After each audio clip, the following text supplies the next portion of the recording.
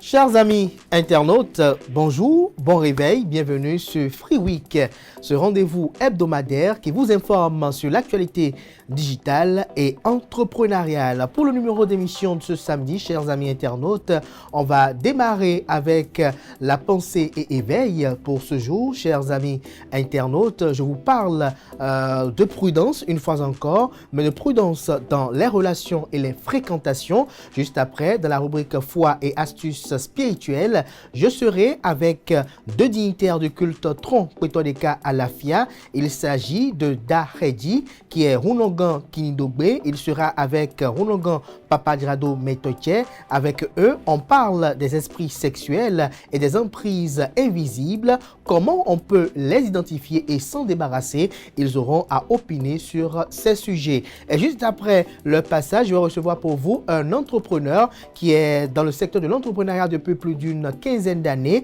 avec Auguste Issa Kora, qui est spécialisé dans l'agroalimentaire et de la production de produits cosmétiques. Il est là ce matin pour nous parler de son parcours atypique parce que courant les années 2015, il a connu une chute et il a pu se relever, il a pu se reconstruire. Juste après lui, chers amis internautes, je vais installer pour vous la tribune virale avec comme nouvelle intervenante Atifa Olafa, qui est journaliste à ESAE TV.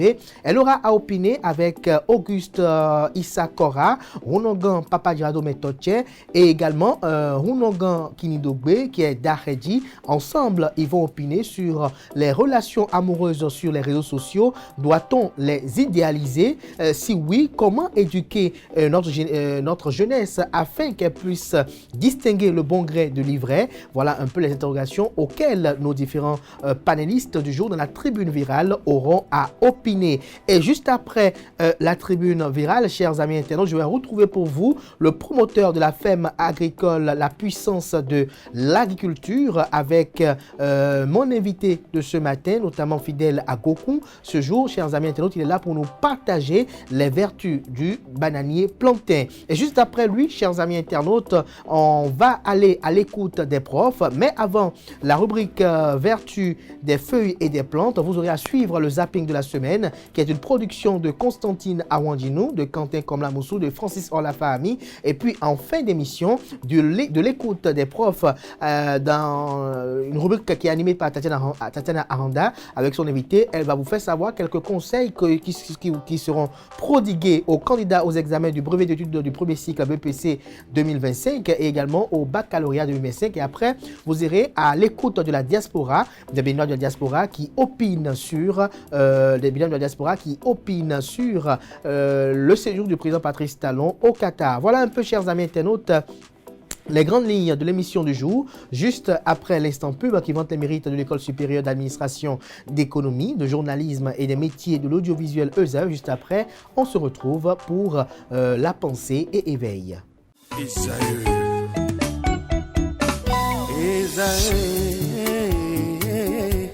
Vous recherchez une école de référence pour une double formation universitaire et professionnelle de qualité? Voici l'opportunité à ne pas rater. L'École supérieure d'administration, d'économie, de journalisme et des métiers de l'audiovisuel ESAE vous offre des programmes d'enseignement en licence et en master orientés vers l'emploi qui font d'elle une référence à travers les filières de l'administration générale et territoriale, l'administration du travail et de la sécurité sociale, droit, diplomatie et relations internationales, administration hospitalière, universitaire et intendance, journalisme et métiers de l'audiovisuel et toutes les filières des sciences de gestion. Une seule adresse, www.esae.bj.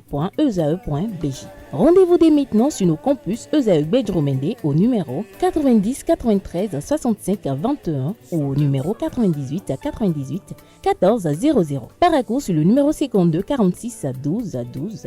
Aboumé-Calavi au numéro 52 88 44 44. Akpaka au numéro 52 88 33 33. ESAE, l'excellence a un nom.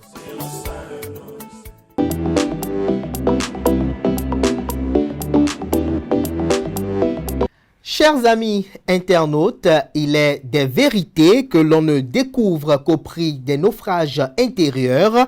Dans cette vie éphémère et pourtant si dense, l'exigence n'est pas un luxe mais une nécessité vitale. Celui qui ne veille pas avec une intransigeance sacrée sur la qualité de ses fréquentations, de son alimentation, de ses pensées et de sa vie spirituelle, expose son être aux infiltrations insidieuses de la médiocrité, de la confusion et du vide. Tout relâchement, même imperceptible, devient une fissure par où s'écoule goutte après goutte la noblesse de l'âme et l'on se réveille un jour vidé de toute lumière pour n'avoir pas su ériger en rempart cette rigueur que seul l'amour véritable de soi commande. Être rigoureux, c'est honorer le miracle d'exister avec une ferveur grave, c'est choisir la hauteur au détriment du confort, la clarté au lieu de la foule et faire de chaque détail de sa vie un sanctuaire impénétrable au chaos. Chers amis internautes de cette pensée du jour, si je dois ajouter quelques phrases, c'est juste retenir que dans la vie, il faut être rigoureux face à beaucoup de choses, face à son environnement personnel et professionnel. Il faut être très rigoureux, très exigeant, il faut avoir des principes, il faut être rigoureux dans ses fréquentations, il faut être rigoureux dans son alimentation, il faut être rigoureux dans ses entreprises. Rigoureux dans son alimentation parce que cela vous préserve des aléas de la santé et d'avoir des pathologies ou d'avoir développé certains types de pathologies. Il faut être rigoureux dans les fréquentations pour éviter, j'allais dire d'abord, ceux qui vont vous apporter des problèmes et également de poser des pas qui vous seront regrettables à l'avenir. Rigoureux dans ces entreprises pour ne pas avoir regretté certains propos et avoir des principes. Chers amis internautes, il faut être rigoureux en toute entreprise. Pas rigoureux en ayant des extrémités de façon aveugle et béate, mais non être rigoureux parce que cela paye toujours. Chers amis internautes, Free Week ne fait que démarrer. On retrouve mes invités tout à l'heure pour la rubrique Foi et astuces spirituelles. Foi et astuces spirituelles sur Free Week, chers amis internautes. Ce samedi, on échange autour des esprits sexuels et des emprises invisibles, comment les identifier et s'en libérer. Pour l'exercice du jour, je suis avec deux dignitaires du culte Tron Petodeka Alafia. Il s'agit de Runongan Papa Djirado Metoche. Bonjour. Bonjour. Merci d'avoir accepté l'invitation et d'être avec nous. Vous êtes avec un autre dignitaire, Runongan Sourou Kinidogbe. Bonjour également. Bonjour. Daredji, c'est ça. Oui, bonjour, merci d'être avec nous. Alors, comme je l'ai annoncé tout à l'heure, on parle des esprits sexuels et des emprises invisibles. D'entrée de jeu, dites-nous, pour vous, c'est quoi les esprits sexuels? Alors, merci beaucoup. Les esprits sexuels. Comme le dit, ça a rapport avec la sexualité. Alors, ce sont ces esprits qu'on appelle communément des esprits malins, hein, des esprits qui prennent le contrôle de votre vie sexuelle et qui s'emparent de votre épanouissement. Alors, pour être dans le profond des choses, nous parlons là des esprits incubes et succubes. D'accord? Alors, je tiens à dire que ce sont des esprits qui mènent la vie dure, que ce soit aux hommes, que ce soit aux femmes, dans le sens où vous n'avez plus votre intimité pour vous seul. Ce sont ces esprits qui vous rendent visite la plupart du temps la nuit et qui entretiennent des rapports sexuels avec son ou sa partenaire. C'est-à-dire, c'est vous le partenaire? Oui, si c'est une femme. C'est pas moi l'esprit. Voilà, c'est pas moi l'esprit. Voilà, c'est oui. pas moi l'esprit. Oui. Ce sont des esprits qui se mettent à la place d'un homme ou bien d'une femme, d'accord, et qui viennent rendre visite à son ou bien sa partenaire, qui se disent je suis le mari ou bien la femme de cette personne-là, et qui entretiennent des relations sexuelles avec cette personne-là. La nuit, probablement, la plupart du temps, la nuit. La nuit. D'accord. Et vous vous réveillez, vous vous sentez que vous avez réellement entretenu un rapport sexuel avec une personne. Une personne. Vous êtes parfois joyeuse. Parfois Voilà. on est confus. Et on est confus, on se dit, mais qu'est-ce qui se passe? Qu'est-ce qui se Voilà, passe? Merci. Daredji, vous avez suivi tout à l'heure la définition de votre collègue. Est-ce que vous êtes d'accord ou vous avez quelque chose à y ajouter? Ah oui, quand on parle d'esprit sexuel, on parle communément de l'esprit de nu, le mari de nu. C'est ça, c'est le terme utilisé très souvent par presque tout le monde. Donc, mari de nu ou femme de nuit. nuit. Ou femme de nu. Et généralement, c'est des esprits qui vivent avec des gens, avec presque tout le monde, hein, parce que l'esprit prend le corps humain comme sa maison, son demeure, et il habite. Il utilise le corps humain de la personne comme sa maison, et il en fait de ça tout ce qu'il veut. Donc, il est avec vous tout le temps, c'est ça? Il est avec nous tout le temps. Il se déplace avec la personne, il fait tout avec la personne, il grandit avec la personne. Donc, c'est un esprit qui incarne le corps dès la naissance de la personne et il grandit, il a le même âge que la personne. Il a le même âge que la personne. Avant d'aller beaucoup plus sur comment on a contracté quand même ces esprits sexuels-là, où est-ce qu'on les a rencontrés, comment ils se sont invités dans notre vie. Alors, parlez-nous des emprises invisibles. Est-ce que toutes les emprises invisibles ont un lien avec les esprits sexuels? Oui, presque tout. Hein. Selon vous? Et je veux te dire, l'esprit, cet esprit dont on parle, le côté négatif que cet esprit a, c'est seulement dans le couple. L'esprit empêche la personne de se marier ou bien fait des divisions dans son couple. À part ça, l'esprit protège la personne du début jusqu'à la fin. Ces gens qui sont incarnés par des esprits de nu sont protégés naturellement. La sorcellerie ne leur font rien, la méchanceté ne leur font rien. Mais ils sont troublés dans leur couple, ils n'ont pas la stabilité conjugale. Ces esprits viennent d'où? Il y a 3 différents cas. Il y a la sorcellerie aussi qui envoie cet esprit déranger les couples. Ça, c'est un autre facteur qui vient et après tout. Mais il y a des enfants qui sont obligés de venir au monde. Il y a des couples, par exemple, et il y a des histoires un homme qui prend une autre femme, et histoire de co-épouse. De co-épouse. Et qui crée des isanies, et l'autre peut-être envoyer le nom de sa copine, de sa co-épouse, et dit, cet enfant ne va pas vivre dans mon foyer. Mon mari ne doit pas avoir un enfant au dehors. Et on dit, cet enfant ne va pas exister. Viens nous me dire en adigon. Et quand on se dit comme ça, un esprit malin, un esprit dans le vrac, accapare ce bébé et dit, je vais l'amener au monde quelles que soient les conditions.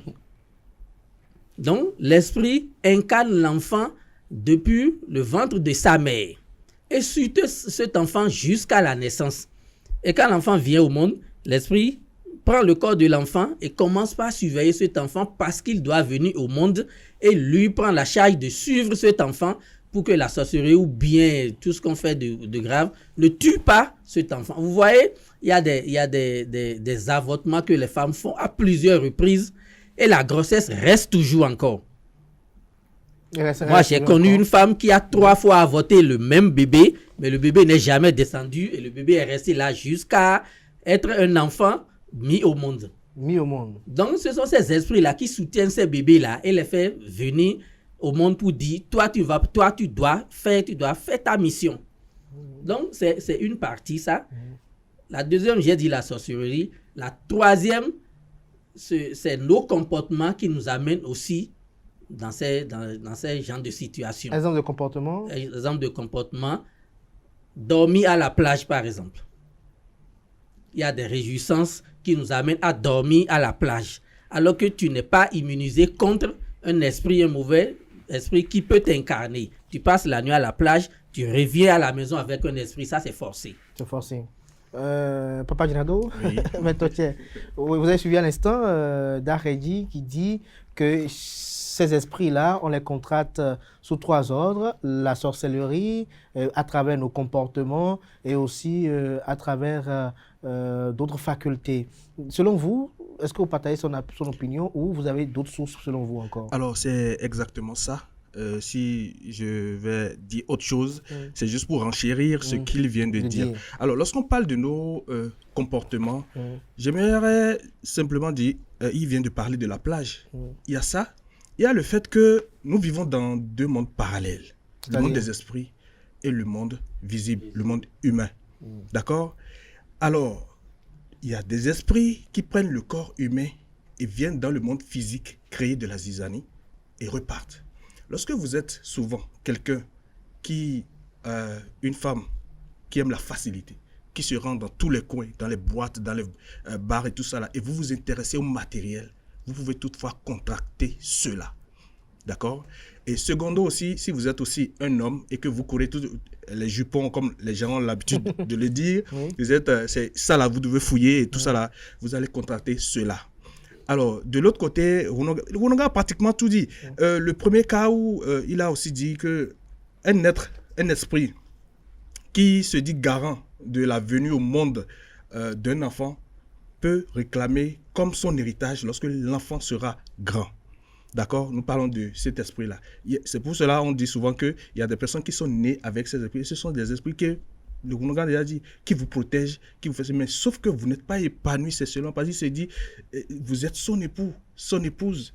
Et tout ça là, donc c'est un peu ça.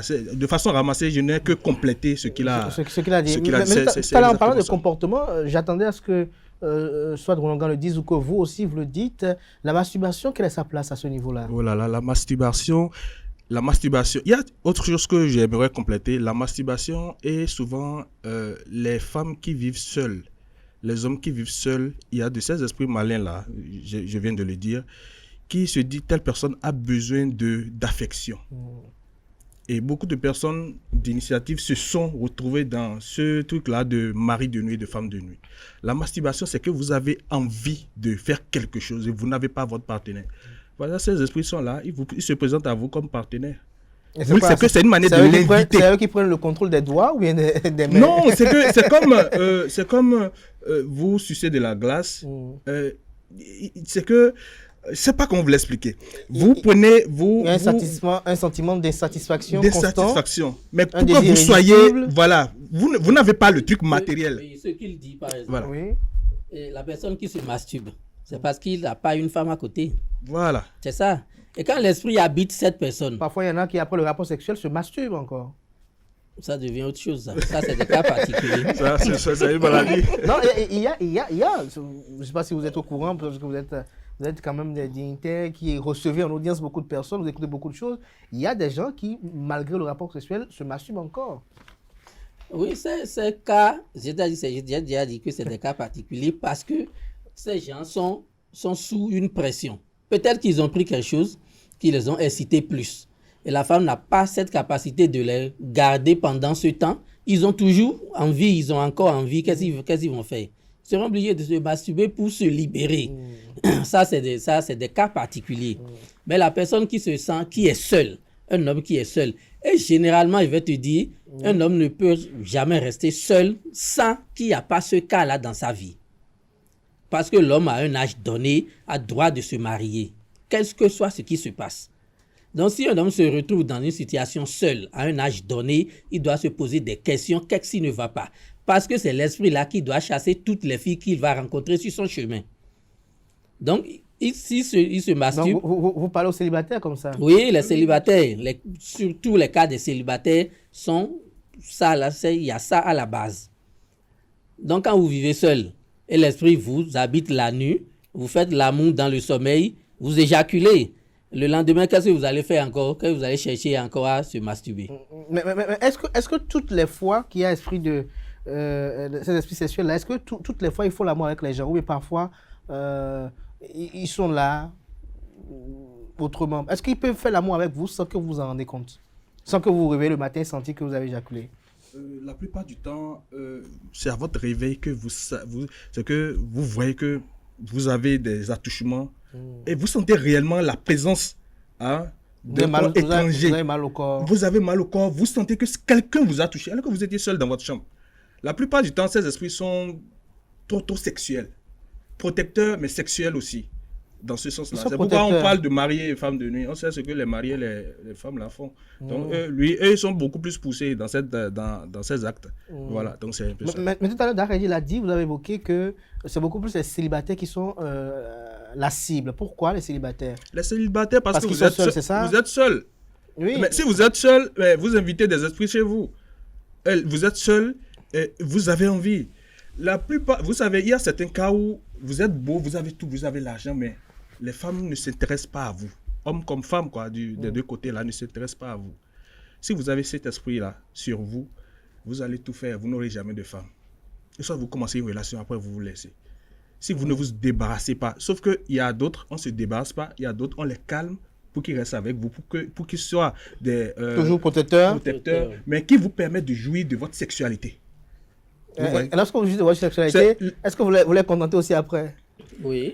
Oui, bien sûr. En fait, on le permet, lui, d'aller dans le monde des esprits, de faire ce qu'il, en étant protecteur, de faire ce qu'il faut, lui aussi, dans sa vie, de l'autre côté, et vous permettre, vous, d'exécuter ce qu'il y a dans la vie sexuelle de votre côté, en étant tout protecteur en vous protégeant. En vous protégeant. Voilà. En vous protégeant. Darredji, dites-nous, comment identifier que l'on est sous l'emprise d'esprit sexuel? Parce que là, on parle d'emprise tu sais, invisible. Ce monde-là, moi, c'est ma spécialité. J'en ai fait tellement que je connais beaucoup de choses dans ce domaine. Et je connais beaucoup de gens d'esprit. Quand on parle d'esprit, c'est comme nous les humains. Il y a des personnes élancées, il y a des personnes courtes, il y a des personnes teint clair, noir. C'est comme ça aussi les esprits. C'est de différents esprits qui réclament différentes choses, différents sacrifices. Donc, quand j'ai déjà dit, quand tu as un âge donné et tu n'es pas marié, tu dois te poser des questions. Et ces esprits donnent toujours un signe particulier sur la personne. C'est parce qu'on ne se connaît pas. Quel exemple de signe, par exemple? Je vais te donner plusieurs exemples. Je vais te donner un exemple parmi tant d'autres. Quand tu es un homme, tu vois tes orteils. Ton pied, tu vois tes orteils. Nous avons des orteils, non? Tu vois comment tes orteils sont alignés. Moi, il peut te dire à bas de tes orteils le genre d'esprit que tu es. Il y a des orteils qui sont deux de même taille et un seul qui est plus élancé. Il y a d'autres qui ont une forme de triangle. Il y a seulement après la pousse, l'autre qui est plus long et les autres sont plus rabaissés. Il y a ces genres d'orteils qui nous parlent de ce que la personne est. Il y a la forme de son pied. Même si on laisse les orteils, on voit son pied par terre comme ça, on sait de quel genre il est. Et il y a les poils que nous poussons sur le corps. Ça donne des signes. Donc, il y a beaucoup de choses que je ne peux pas tout énumérer ici qui montrent l'effet de l'esprit sur la personne. Et c'est à base de ça qu'on sait le sacrifice, le genre de sacrifice qu'on peut faire à cette personne pour pouvoir être en bon terme avec son esprit. Parce que c'est un esprit qu'on ne le chasse jamais. Si quelqu'un te dit « je vais te débarrasser de cet esprit », définitivement, c'est faux. Ah bon? Non, on ne le chasse jamais. C'est comme ton Dieu qui t'a amené sur terre, comment tu peux le chasser? Si tu le chasses, mais tu risques de mourir. Lorsque c'est un esprit que j'ai contracté lorsque j'étais à la plage, ou peut-être en faisant l'amour à la plage, par exemple. Ça, c'est différent. Ça n'a pas un signe particulier sur l'homme. Parce que c'est un esprit errant que tu as rattrapé avec de nos mauvais comportements. Il protège. Non. Lui, il vient seulement semer la zizanie dans ton couple, dans ton entourage. Ça, c'est un esprit passager. Ça, on le renvoie automatiquement. Il retourne à sa place. Mais celui qui est venu au monde avec vous, c'est lui qu'il faut entretenir. Oui, c'est lui qu'il faut entretenir. Et tu fais, ça, il y a un sacrifice qui se fait et on marie une autre. Si c'est, par exemple, tu es un homme, tu vas épouser une autre femme à l'esprit. Pour dire, moi je suis physique, je suis un homme, je dois jouir de l'homme que je suis. Alors prends une autre femme dans un esprit comme toi et laisse-moi me marier ici. C'est une cérémonie qui se fait. Et on prend tout ce qu'on peut faire, qu'on peut payer pour faire une dot à une femme, pour faire la cérémonie. C'est ça qui coûte beaucoup. Ok, on va écouter Papa Girado, mais toi, tiens, oui. Hommes et femmes de nuit. Vous savez, n'importe quel spirituel, homme spirituel ne traite pas ce cas-là. Si vous n'êtes pas à un niveau donné, vous ne pouvez pas. Ah bon? Sinon, vous risquez vous-même de vous mettre dedans. C'est pas un jeu d'enfant. Ah bon, non? C'est pas un jeu d'enfant. Donc, on va se retrouver le Runonga aussi en train de se masturber tout le temps? Non, je dis pas ça. Je parle de la résolution du problème par rapport à quelqu'un qui vient chez nous. Un Runonga ou bien un spirituel et qui dit j'ai tel problème. Il faut savoir investiguer sur le cas de la personne et de savoir, de détecter si c'est le vrai ou bien un usurpateur. Les usurpateurs, c'est les énergies contractées. D'accord? Comme Rounogan vient de le dire, un truc de sorcellerie ou bien un truc de truc là. Ou ramasser à la plage. Voilà. Sinon, en plein acte sexuel. l'esprit homme ou bien femme de nuit, on s'en débarrasse pas. Ah bon? D'accord? On lui permet de jouir de sa vie de l'autre côté des esprits en étant, en étant protecteur et vous permettre, si vous laisse, vous allez tellement faire de cérémonies de protection que vous-même vous allez vous dire, j'invite maintenant qu'il lui-même revienne encore. Ah bon? Ah oui. C'est d'une grande protection. Je vous donne le cas d'une dame, il y a 10 ans de cela, ça s'est passé au Togo. Elle est allée jusqu'à tomber enceinte pour un inconnu, à qui elle va s'adresser et dire que je suis enceinte de X. Elle reçoit la visite de la personne dans le sommeil, jusqu'à ce qu'elle est allée se jeter devant le camion, croyant qu'elle allait mourir. On ne sait pas qui l'a amenée à l'hôpital. Les médias togolais ont relayé cela. Et arrivée elle a accouché, mais elle a donné son propre nom à l'enfant en question. Elle a été promue et tout ça là. Et l'esprit lui vient dans le sommeil, lui dit, tu ne peux pas mourir. Tu peux mettre ta tête dans un four, tu ne vas pas mourir. Je suis là. Et pour lui, il y a des formes avancées, comme les esprits sont à un certain niveau de jalousie donné. Ils sont très possessifs. Très possessifs. Et ce qui est encore bizarre dans ce cas-là, est qu'il y a certains esprits qui sont même prêts à tuer certains partenaires.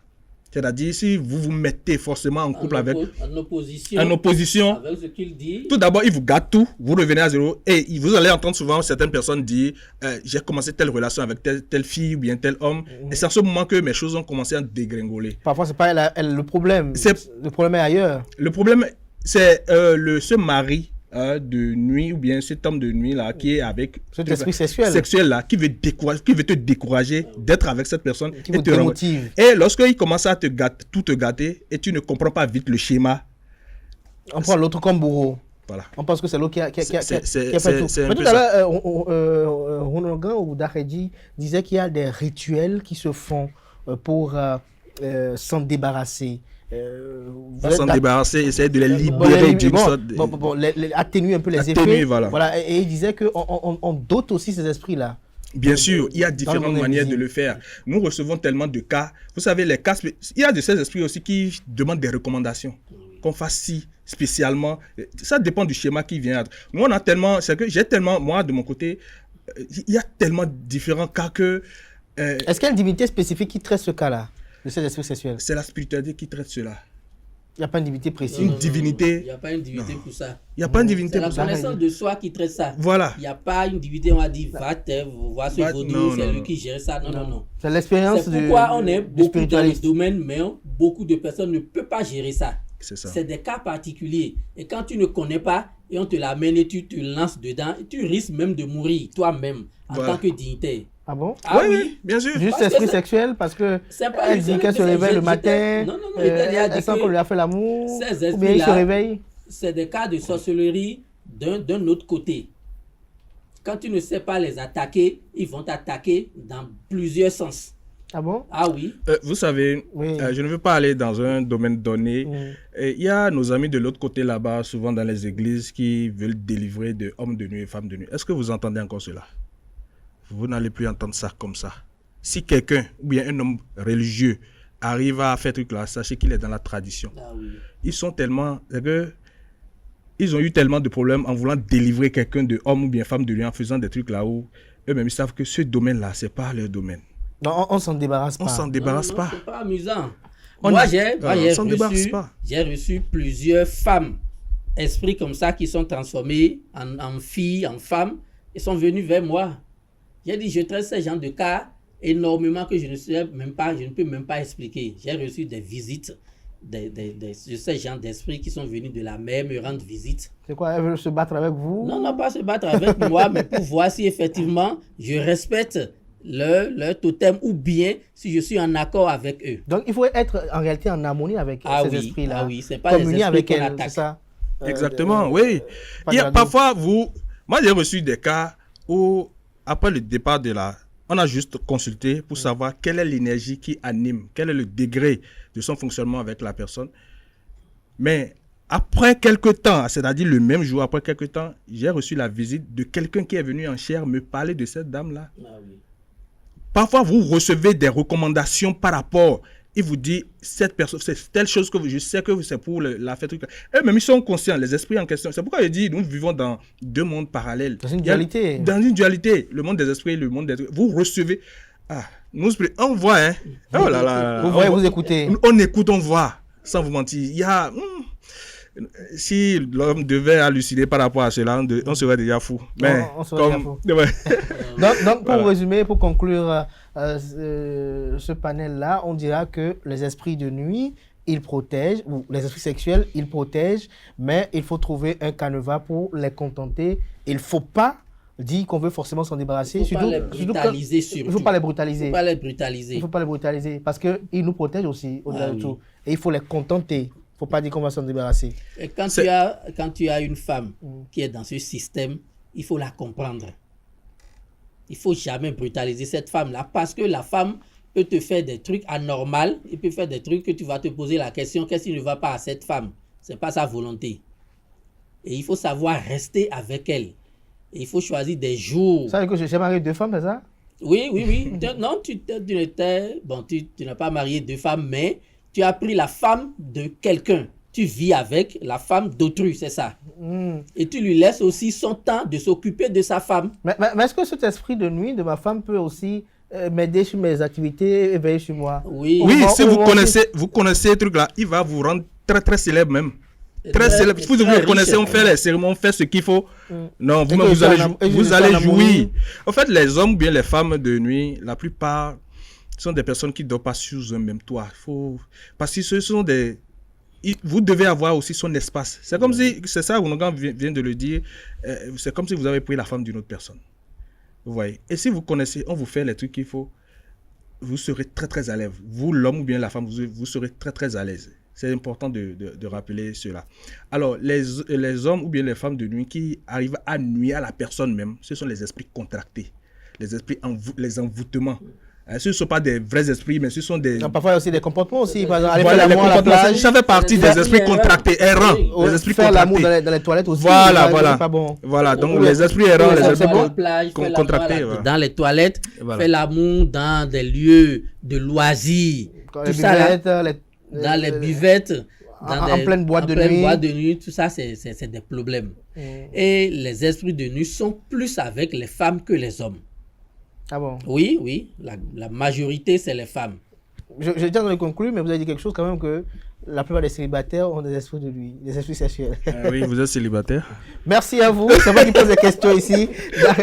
Daredi, merci. Merci également à Papa Dilado Bentotien. Merci pour ce moment d'échange. On va se retrouver tout à l'heure pour parler d'un sujet d'actualité sur les réseaux sociaux et je compte vraiment sur votre sincérité pour être véritablement franc au cours de ce panel. Mais avant, on va passer au visage de l'audace. Chers amis internautes, je suis avec un entrepreneur exceptionnel qui est là ce matin pour nous partager son histoire, une histoire très émouvante.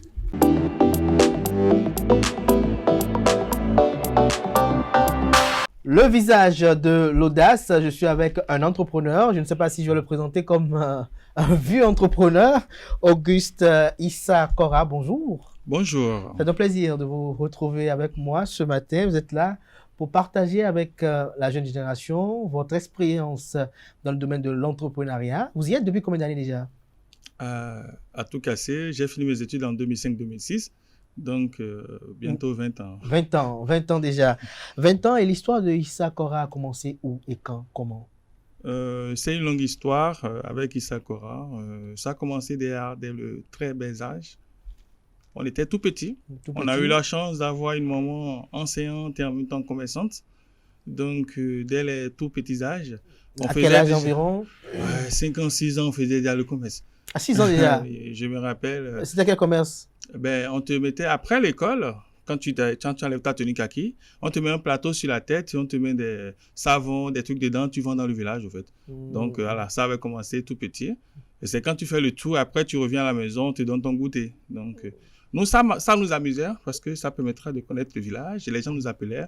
C'était les pamidas, les savons. On était contents de le faire. Même en tant que garçon, il n'y avait pas de différents garçons et filles. On mettait le plateau sur la tête et puis voilà. À 6 ans. À 6 ans, 7 ans. 7 ans, oui. Alors, après après l'épisode des savons pour le gâteau, le goûter, qu'est-ce qui a suivi comme C'est vrai épisode? qu'après, il y a eu la boutique de maman. On restait dans la boutique. Boutique de savon toujours? Non, c'est des boutiques un peu comme les Sénégalais le font aujourd'hui. Il y avait un peu de tout. Donc, on tenait les boutiques les jours où on n'est pas à l'école. Après, il y a eu les vente de divers. Si on peut voilà, dire ainsi. vente de divers. Après, il y a eu l'épisode des châteaux d'eau où on devait vendre de l'eau. Il y a eu l'épisode du moulin, on devait monter le moulin. Donc, c'est beaucoup de choses.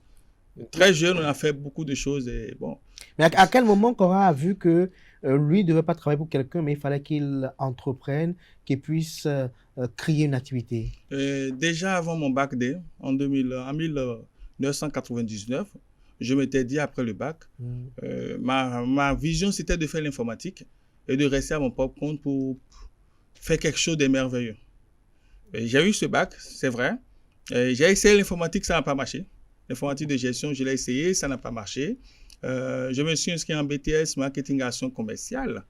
J'ai eu le BTS, puis après j'ai eu la chance de voyager. Vous avez eu la chance de voyager pour aller vers où? Je suis allé à Paris. Vous êtes allé à Paris. C'était pour les études ou bien? Surtout pour les études. Surtout pour les études. Vous êtes revenu à Cotonou quand? À Paris, j'ai eu 2 masters en commerce électronique et en e-business. J'ai fait 2 années de thèse. Et puis, je me suis dit, qu'est-ce que tu fais? J'ai travaillé pour 2 entreprises en France en tant que responsable à l'export parce que je visais déjà faire un truc vers le Bénin. Donc, après mes 2 expériences dans les entreprises, j'ai créé ma propre société à Paris d'abord. Puis, la société familiale me faisait signe. Il fallait venir gérer la société familiale avec mes frères. Donc, je suis rentré courant 2009-2010 à Cotonou. Société familiale, mais elle faisait quoi? Elle était dans l'importation des produits congelés. Des produits congelés. Donc, vous avez fait les produits congelés. J'ai fait les produits congelés. Et pourquoi, aujourd'hui, pourquoi vous n'y êtes plus? Ce secteur a connu une grosse crise en 2015, malheureusement. Ce qui fait que il fallait reprendre à zéro. Et du coup, en voulant reprendre à zéro, je me suis dit, reconvertis-toi en quelque chose de sérieux, de sincère, de mieux, d'avantageux. Et puis, j'ai pensé à la production locale. Vous avez pensé à la production locale. C'est justement à cette période-là que vous allez nous donner quand même des précisions. Vous qui avez fait des études à l'étranger, vous avez quand même travaillé déjà en France, vous êtes revenu gérer des entreprises familiales et après, en 2015, il y a une crise et vous chutez. Comment vous vous en êtes relevé? Et la chute, c'était quoi déjà? Cette chute, comment elle est arrivée? En fait, c'était dans le secteur congelé où il y avait des différences avec d'autres personnes. Ce qui fait que malheureusement, moi, j'ai tenu tête, étant donné être le président des importateurs de produits congelés. Ça n'a pas fait plaisir à l'équipe adverse. Au finish, notre société a été prise comme cible. On a tout enlevé. Quand je dis recommencer à zéro, c'était vraiment à zéro. En 2016, ils ont vraiment asphyxié? Ah oui, asphyxié. Tout a été vendu. Donc, en 2016, on a licencié plus de 150 personnes quand même de la société. Et puis, chacun commence par regarder à gauche, à droite. Il fallait faire quelque chose. Il fallait faire quelque chose. Oui. Et comment Cora s'en est sorti à ce niveau-là? Alors, c'est ce que je... Vous n'avez pas pensé retourner en France pour travailler avec vos diplômes? C'est vrai Vous n'avez pas pensé retourner en France pour poursuivre des études? C'est vrai que l'idée ne m'est pas arrivée. C'est vrai, dans le même temps... on me disait, l'État béninois recrute ceux qui ont fait la France, ils peuvent aller à la présidence. Ça ne m'intéressait pas vraiment.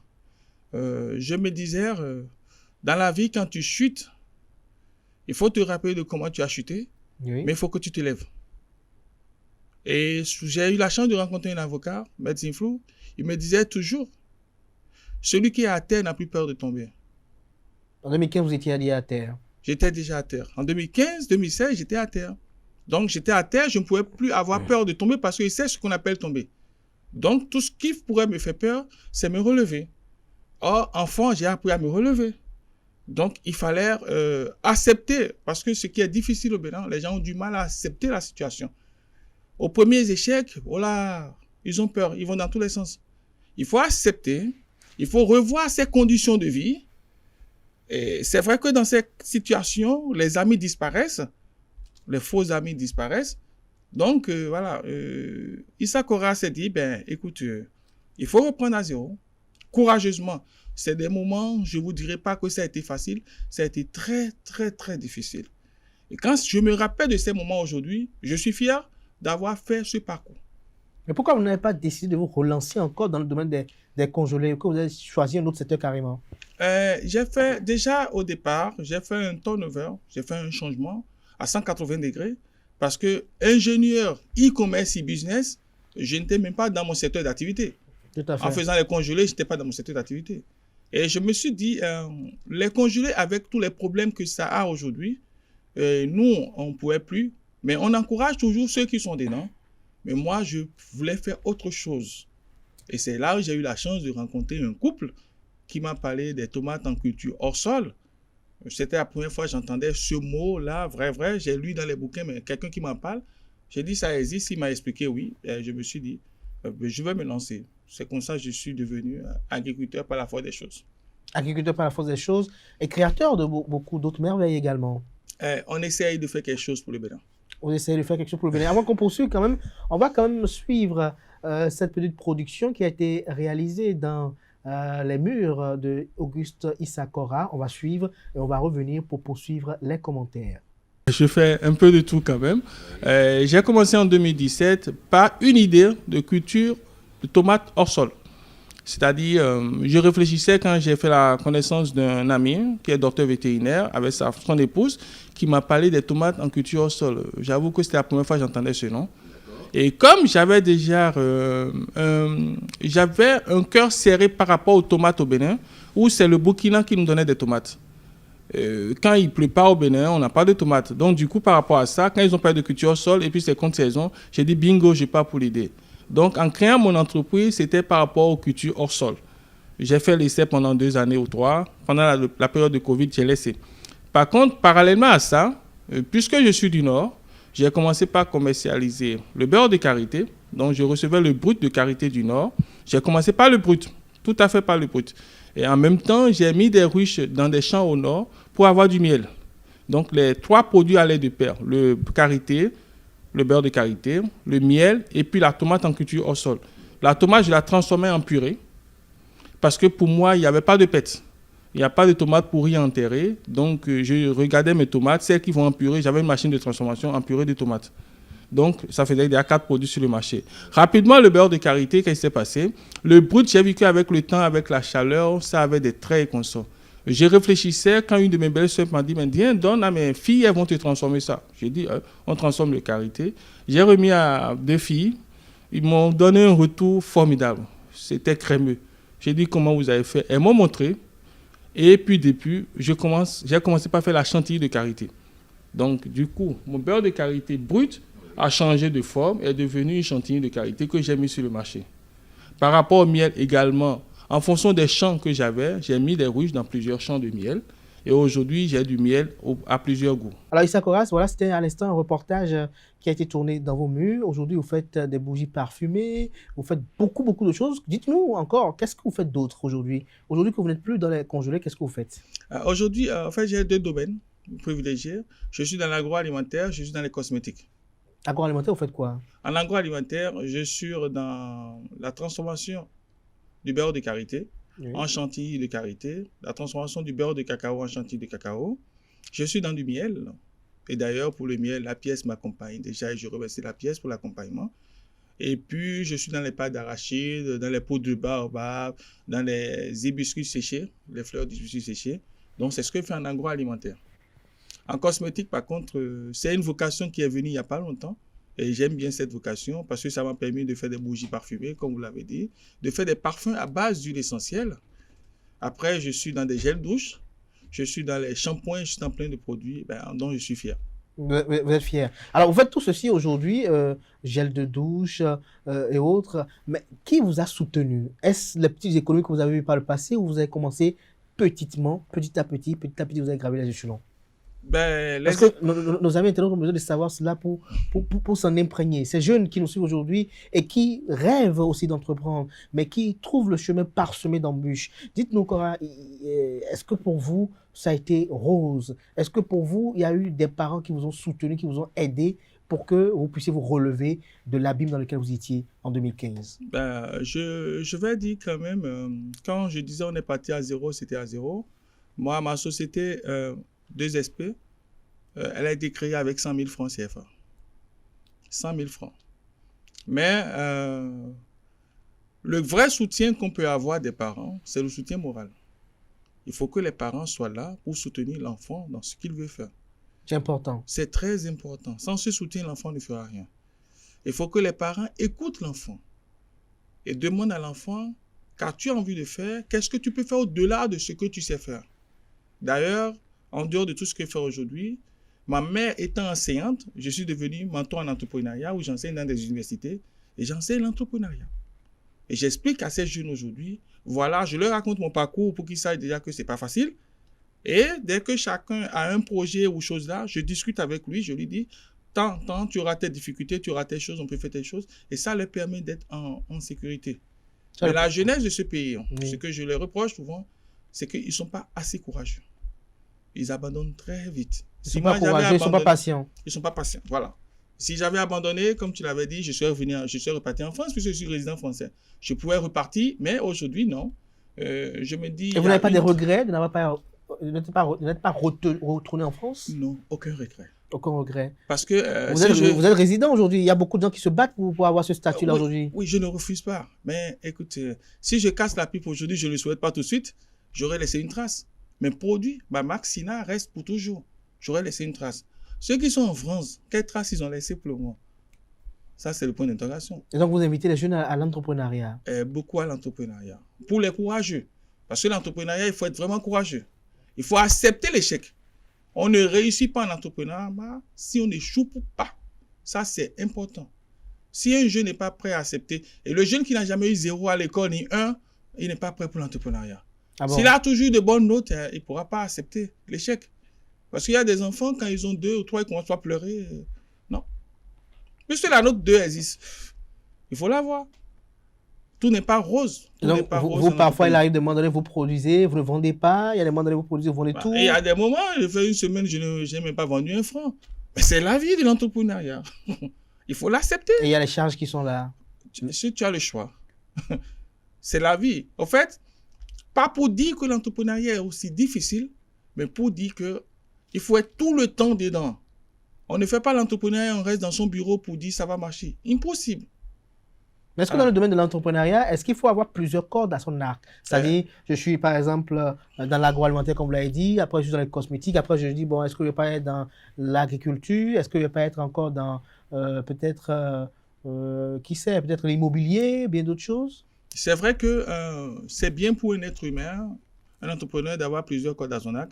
Mais il faut savoir se diversifier. Sa performance aussi. Il faut savoir se diversifier. Et puis, c'est comme si j'ouvre un garage de mécanique, je ne m'y connais rien, ça ne sert à rien. Donc, il faut savoir concentrer aussi ses énergies. Et souvent, il faut aller dans des domaines qui se rapprochent ou qui font des synergies entre eux. C'est plus facile, au fait. Entre les cosmétiques et l'agroalimentaire, il y a beaucoup de synergies pour moi. Voilà, donc c'est plus facile pour moi d'être dans les deux domaines. Et puis, ça permet, si les produits agro ne sortent pas, les produits cosmétiques vont sortir. Parce que Bénin, on sait comment ça se passe. On vit avec nos fonds. C'est sur nos propres fonds qu'on travaille. Et puis, voilà. Issa Gora, merci pour ce moment d'échange. Vous allez regarder droit dans votre caméra et dire quelques mots à l'endroit de tous ces jeunes-là qui souhaitent entreprendre, qui souhaitent prendre ce chemin que vous avez pu prendre et dont vous êtes fiers aujourd'hui. Je dirais aux jeunes de croire en eux-mêmes. Je dirais aux parents surtout de demander à leurs enfants ce qu'ils ont envie de faire. Je ne suis pas là pour détruire l'éducation linéaire, mais aujourd'hui, il est temps que la jeunesse prenne conscience d'elle-même. Et surtout, les enfants qui ont des talents, qu'on ne tue pas les talents en eux, mais qu'on éclore ces talents. Beaucoup de nos jeunes ont des talents, allons à l'éclosion des talents. Merci. Merci à vous pour cette belle conclusion. Chers amis internautes, c'était à l'instant le visage de l'audace avec Auguste Issa Gora que je vais maintenir en plateau. Je vais convier en plateau Atifa Olafa et les deux Rounogans qui étaient avec moi dans la rubrique Foyer Astuces Spirituelles. On va passer à la tribune virale avec un sujet très précis. C'est tout de suite. La tribune virale, chers amis internautes, ce jour, on s'interroge de savoir si les couples idéalisés sur les réseaux sociaux nuisent-ils à la perception de l'amour chez les jeunes. Avec mes invités ce jour, on va poser quelques interrogations. Est-ce qu'on peut parler d'une standardisation des relations de couple sous l'effet des contenus en ligne? L'authenticité des relations amoureuses des jeunes est-elle menacée par la culture de l'influence? Réseaux sociaux et amour performance, les jeunes peuvent-ils encore aimer sans se comparer? Les influenceurs doivent-ils être tenus responsables de l'impact émotionnel de leur contenu sur les jeunes? On en parlera ce jour avec Issa Kora qui est resté en plateau pour en parler. Il a accueilli avec moi Atifa Olafa. Bonjour. Bonjour Abdelkader. Merci d'être là pour ce panel de discussion. Et mes deux renogants qui sont revenus en plateau. Daredi, bonjour à nouveau. Bonjour. Papa Diado Metotier, bonjour à nouveau.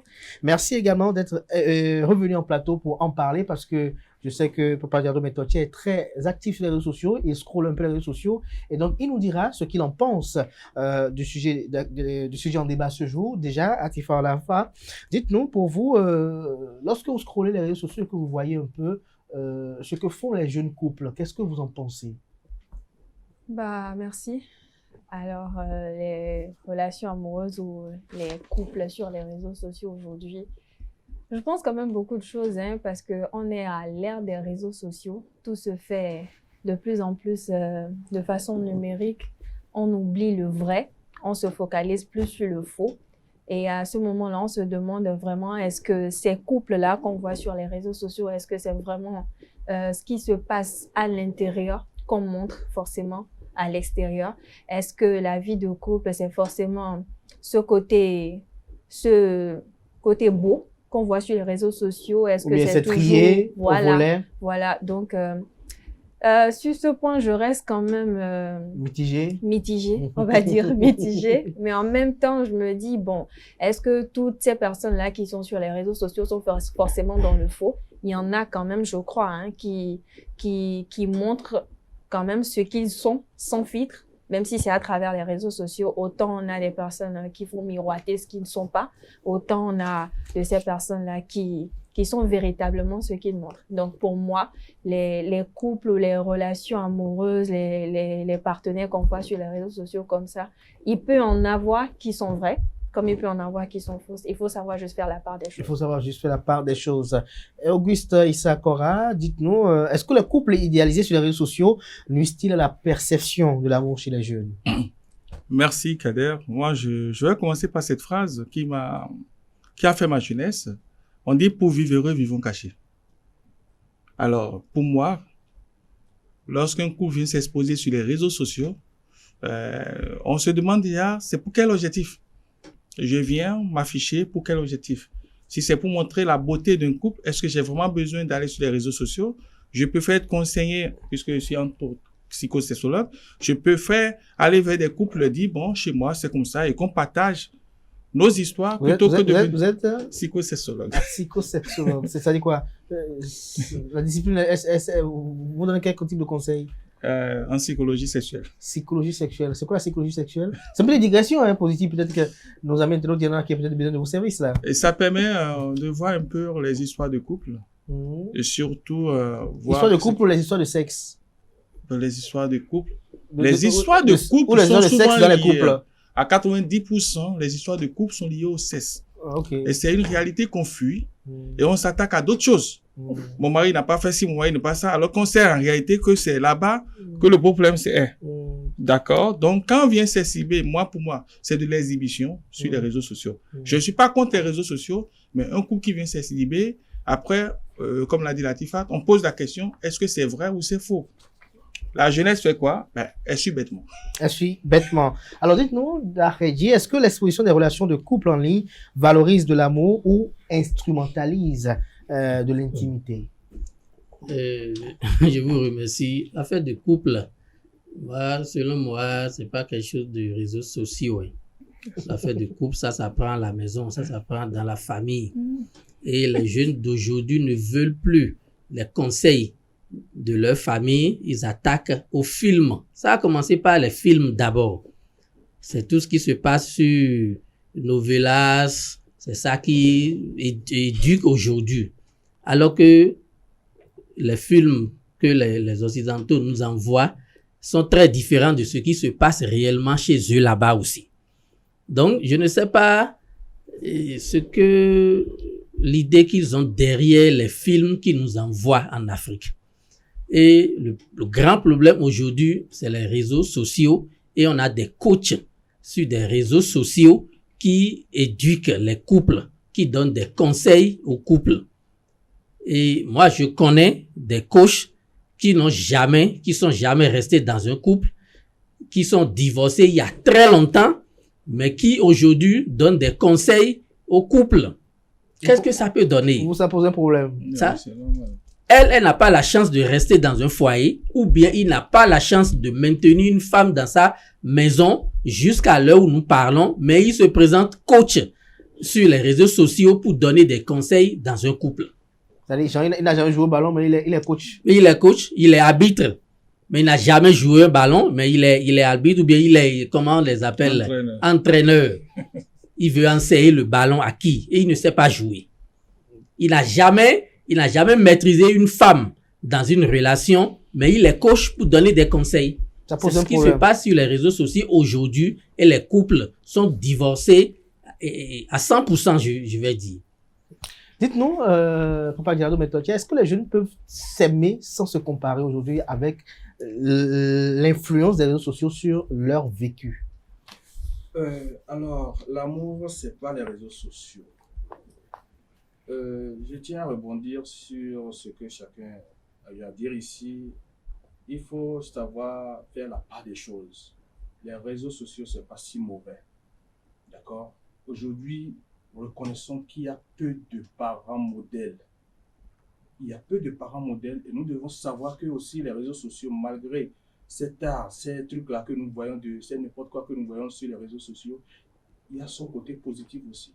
Moi, je connais des couples, c'est à travers les réseaux sociaux qu'il y a eu l'amour, qu'il y a eu la bonne vie, l'ambiance et tout ça, les manières, les différentes manières de garder son homme, bien de garder sa femme.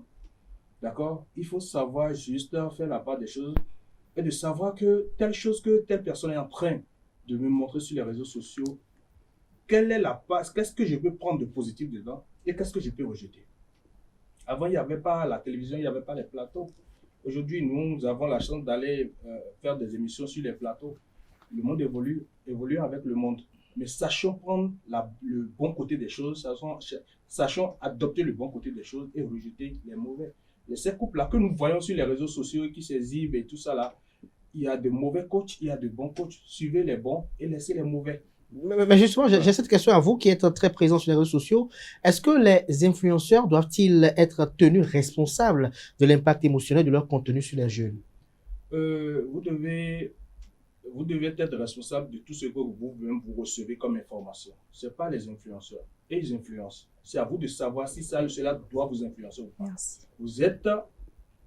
Il faudrait que votre conscience arrive à vous travailler dans ce sens-là. Mettez la conscience devant. Quelqu'un, par exemple, un coach qui dit, par exemple, sur les réseaux sociaux que, voilà, si ton homme n'a pas l'argent, laisse-le parler. Est-ce que vous pouvez suivre cette personne?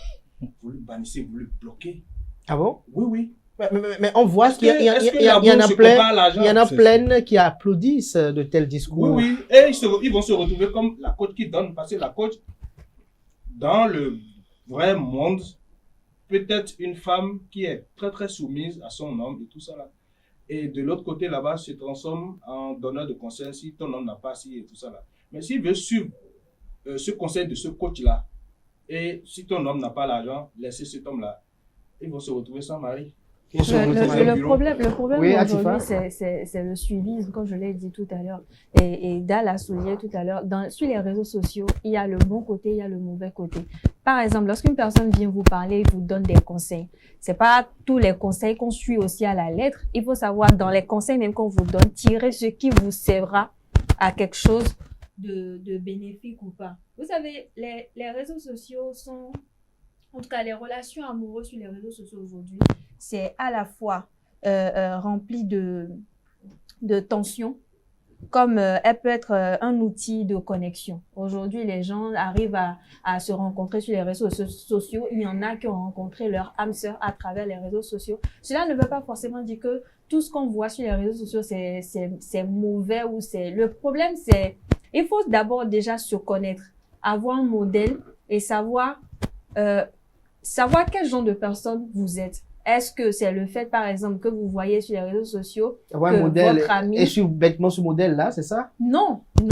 Non. Il y a des exemples à suivre. C'est comme Dal a dit tout à l'heure. Faut savoir quel genre de parents ou dans quel environnement vous avez grandi. Lorsque vous êtes habitué à voir peut-être dans votre entourage 2 couples qui portent peut-être les mêmes tenues, comme on dit, ils font un co pour sortir, ils vont dîner dans les restaurants, ils postent ça sur les réseaux sociaux.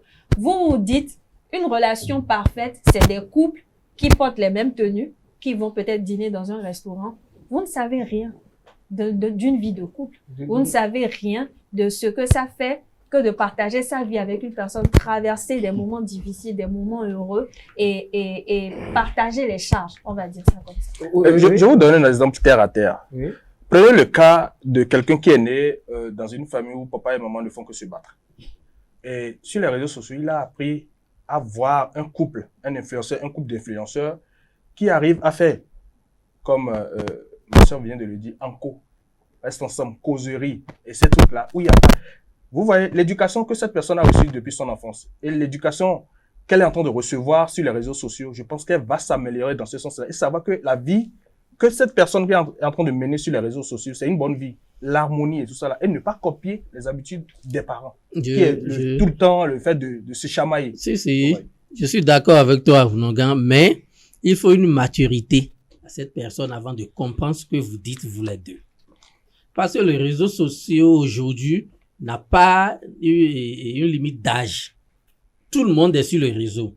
Même le jeune de 16 ans, le jeune de 15 ans, la jeune fille de 18 ans est sur le réseau. Savoir choisir les conseils revient à une personne mature. Mûre aussi. Mûre, c'est ça je dis. Une personne mûre. Quand un enfant de 18 ans suit un coach sur un réseau social, il ne peut pas cerner, il ne peut pas trier ce qui est bon de ce qui est mauvais dans ce que dit ce coach. Parce que c'est un conseiller et il est déjà à un niveau donné, il nous donne des conseils, on doit suivre. Vous-même, vous savez la puberté, ce que ça donne à une petite fille ou bien à un jeune garçon qui veut démarrer des relations amoureuses. Ça va donner quoi? Nous avons des films sur lesquels on écrit interdit à 18 ans, interdit à 16 ans, interdit. Est-ce que le coach dit ce que je veux dire là?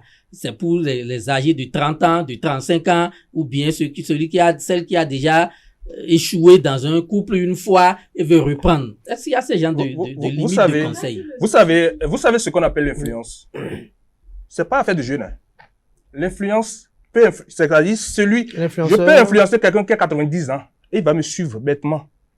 L'influence n'a pas d'âge. Aujourd'hui, nous constatons que les jeunes même sont plus conscients que les personnes âgées. Koraïssa?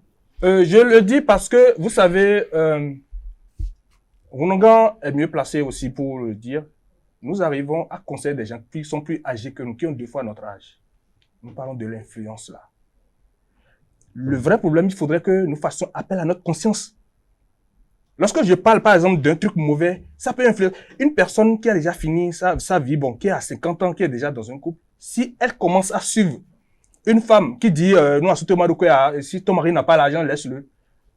Elle peut laisser son mari sans rien, inventer quelque chose et laisser. C'est ça l'influence. Et les réseaux sociaux, c'est un truc toxique, c'est un truc bon. Faisons appel à notre conscience. L'influence là, c'est pas la jeunesse, hein, c'est pas l'adolescence, hein, ça influence même les personnes plus âgées. Plus âgées. Oui, maintenant, quand je vous écoute, cet appel à la conscience, on fait comment? C'est ça le problème. Cet appel à la conscience, vous avez dit, des personnes âgées, 90 ans peuvent être influencées, les enfants de 15 ans peuvent être influencés, mais qu'est-ce qu'on fait? Il faudrait qu'à un moment donné, on trouve la solution. Parce que au jour le jour, les gens sont toujours influencés, les gens boivent comme de l'eau simple tout ce qui se dit sur les réseaux sociaux. Et ça les travaille jusqu'au point, ils deviennent même meilleurs que les influenceurs. Parce que ils sont en train de faire du reporter speech et ils reportent avec leurs mots, avec toutes les énergies. Et là, surtout au niveau des jeunes, c'est des jeunes qu'on perd. Moi, je pense, autant que nous sommes parents et tout, à nous le rôle, hein, qu'on le veuille ou non, on a un grand rôle à jouer dedans. Je ne sais pas si c'est dans nos écoles, on va choisir peut-être dans une semaine, un jour spécial ou 2 heures de cours pour faire le point de tout ce que les jeunes ont vu sur les réseaux sociaux et les ramener un peu à l'ordre. Parce que sans ça, ils vont toujours croire ce qu'ils ont entendu et chacun viendra avec les déviances. Chacun viendra avec les déviances, oui. Atifa.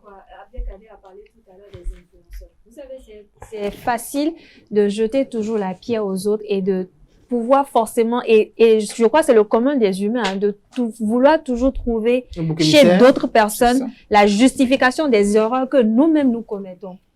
L'influenceur qui fait des vidéos, par exemple, qui crée du contenu, et soit à la soif d'argent, qui veut se faire rémunérer, gagner les likes et tout, et il a envie de se faire connaître. Le problème, c'est pas lui, mais les personnes qui le suivent, parce que vous pouvez, il y a un influenceur dont je taire le nom, que beaucoup de personnes suivent aujourd'hui, qui a des orientations sexuelles un peu douteuses, mais qui quand même, à côté de ça, crée des contenus qui fait rire tout le monde. Et tout le monde sait que quand tu suis telle personne, tu as de la bonne humeur, tu es toujours joyeux, et peu importe ce que tu regardes chez lui, ça te fait rire, ça te rend de bonne humeur.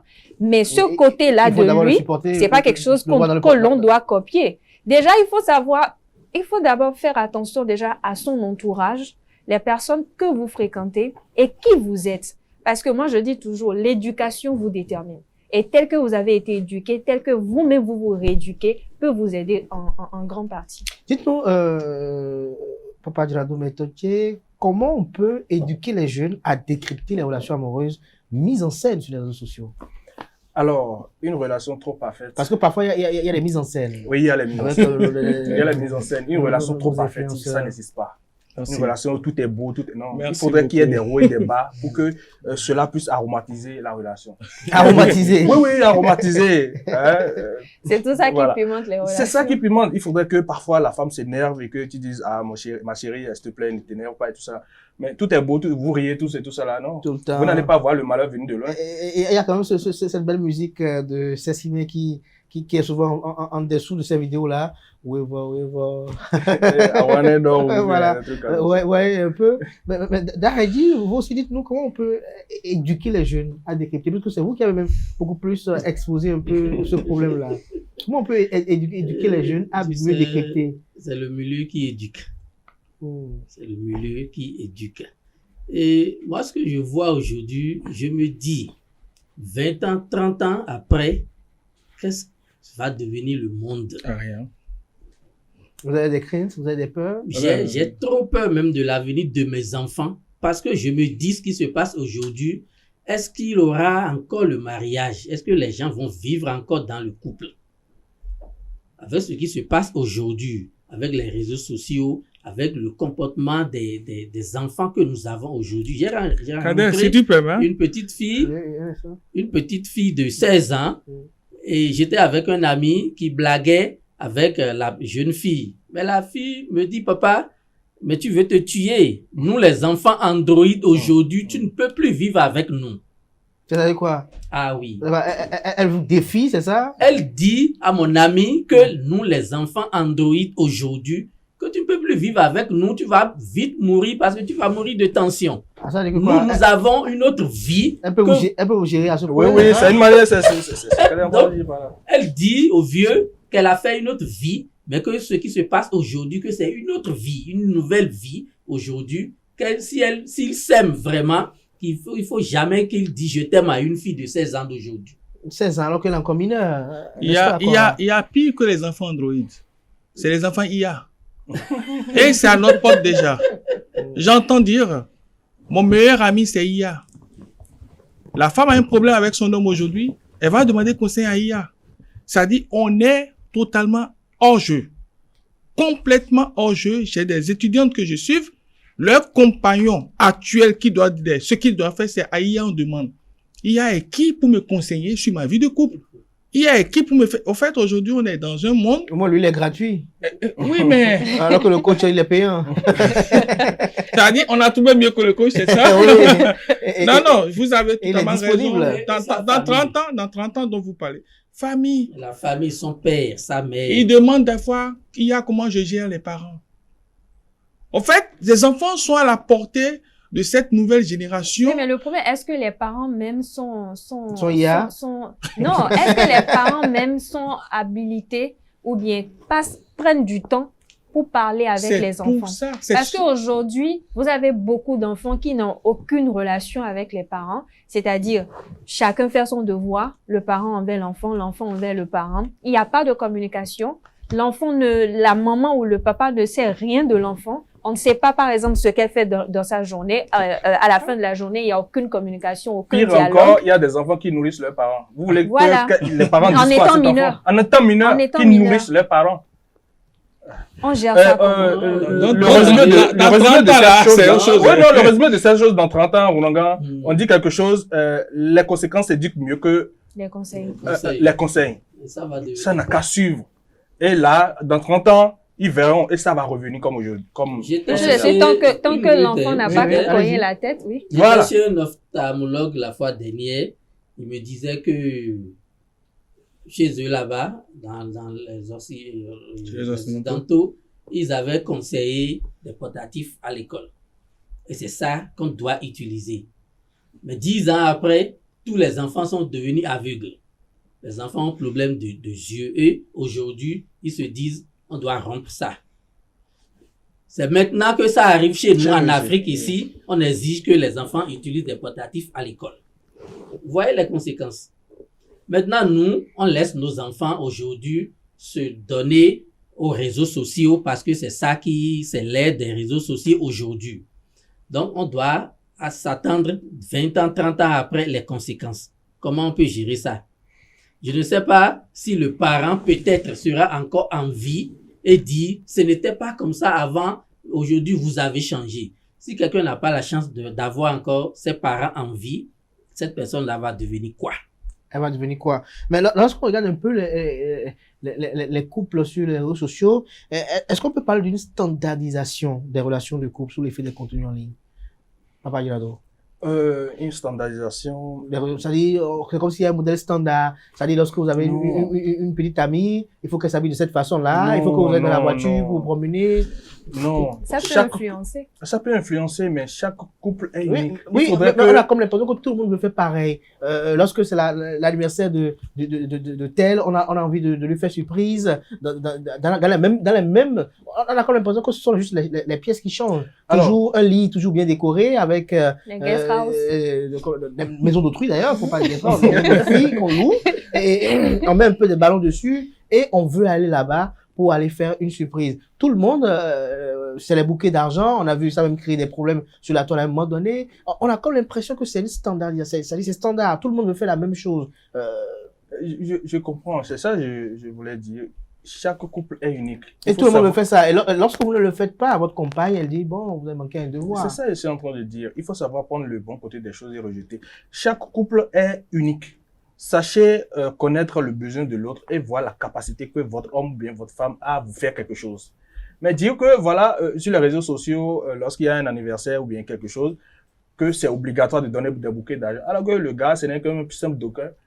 Mais vous pensez, vous, que la personne va prendre son salaire et aller vous faire des bouquets d'argent et aller vous offrir? Non? Mais si vous avez cette chose pourrait être à la base de la dislocation de plusieurs couples. Parce que lorsque vous exigez trop, surtout aux hommes, exigez fais-moi ci, fais-moi ça, il finira par dire, je ne voulais pas avec toi. Je veux un avenir avec toi. Je veux construire ma vie avec toi. Oui, mais aujourd'hui, est-ce que vous n'avez pas fait le constat que la plupart des filles n'ont pas peur d'une rupture amoureuse? C'est vrai. Non, c'est vrai. C'est pour ça que je me pose la question s'il y aura encore mariage dans 20 ans. Je vous réponds. Ah bon? Non, je vous réponds. L'amour, aujourd'hui, excusez-moi, je vais surprendre, hein, l'amour n'existe plus. Qu'est-ce qui existe? Le matériel. C'est du matériel, c'est un relationnel. En fait, le vrai amour, on a connu au primaire, c'est pas les mêmes réalités. Je me rappelle, tu écris une lettre d'amour, déjà, tu réfléchis longtemps, tu écris la lettre, tu remets à un copain, mais attends, tu remets à un copain qui doit remettre à la fille, et puis, dès qu'il glisse, tu commences par fuir la fille en attendant ta réponse. Moi, maman a saisi mon cahier d'amour, j'avais un cahier d'amour. Et même quand tu reçois la lettre de la fille, tu dois te cacher pour que papa ne voit pas. Aujourd'hui, regardez comment ça se passe. Non, aujourd'hui, c'est pas l'amour, je suis désolé. Ils font semblant. On écrit coucou, tu me plais. Et c'est tout, hein, ça commence là. Et puis, les autres conséquences, excusez-moi, les autres conséquences, c'est là, l'éjaculation précoce. L'éjaculation précoce, c'est chez eux. Ce sont ces jeunes-là. Au fait, ils ont tout l'état et dans 30 ans... C'est parce qu'ils font les choses de façon rapide qu'ils éjaculent précocement. Ils sont trop pressés. C'est pour ça qu'il y a l'éjaculation précoce. Même pas l'âge. Non, là, Régis, attendez. Il faut comprendre ce que je dis. Oui, mais je vais t'expliquer. Est-ce que parce qu'ils sont rapides, c'est pour ça qu'ils souffrent de l'éjaculation précoce? Alors, tu te rappelles, il y a 20 ans, Ciné Le Bénin, Ciné Concorde, quand tu allais regarder les films érotiques, c'est à 23h. Tu es là, mais tu es enfermé pendant 2 heures, tu ne peux pas faire de bêtises. C'est à la fin que tu vas te libérer ou des trucs comme ça. Aujourd'hui, les garçons... Comment? C'est quoi? Avec une amie ou peu importe, te libérer. Aujourd'hui, les gars, ils reçoivent le truc sur son téléphone 2 ou 3 minutes, ils se branlent. Voilà. Ils se branlent, c'est-à-dire, c'est rapide que pour eux, c'est-à-dire, ça va très vite. Ce que tu regardais en 2 heures, tu prenais du plaisir. En 30 secondes, on te résume ça. Donc, psychologiquement, ça a changé l'esprit des jeunes. Psychologiquement. Et le respect que les aînés avaient pour les femmes, ces jeunes ne l'ont plus aujourd'hui. Ça a changé complètement. Ils sont même rentrés dans la compétition. Ouais. Oui, il n'y a plus de respect. La femme n'est rien pour eux, c'est un jouet, et puis ben voilà. La femme aussi ne se donne pas de respect. Parce qu'avant d'approcher une femme, on avait peur. Et si jamais elle me rejette. Et aujourd'hui, ce n'est plus ça. La femme aussi attend qu'on l'approche.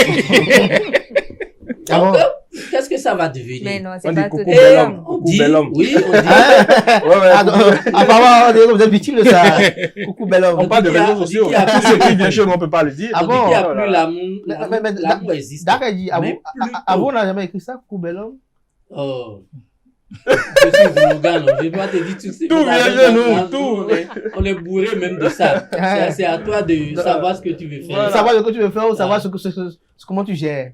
Savoir ce que tu veux faire. Ce que tu veux faire. En tout cas, tout savoir. Toutes celles qui passent devant nous ne sont pas venues pour consulter. C'est clair, pour détruire aussi.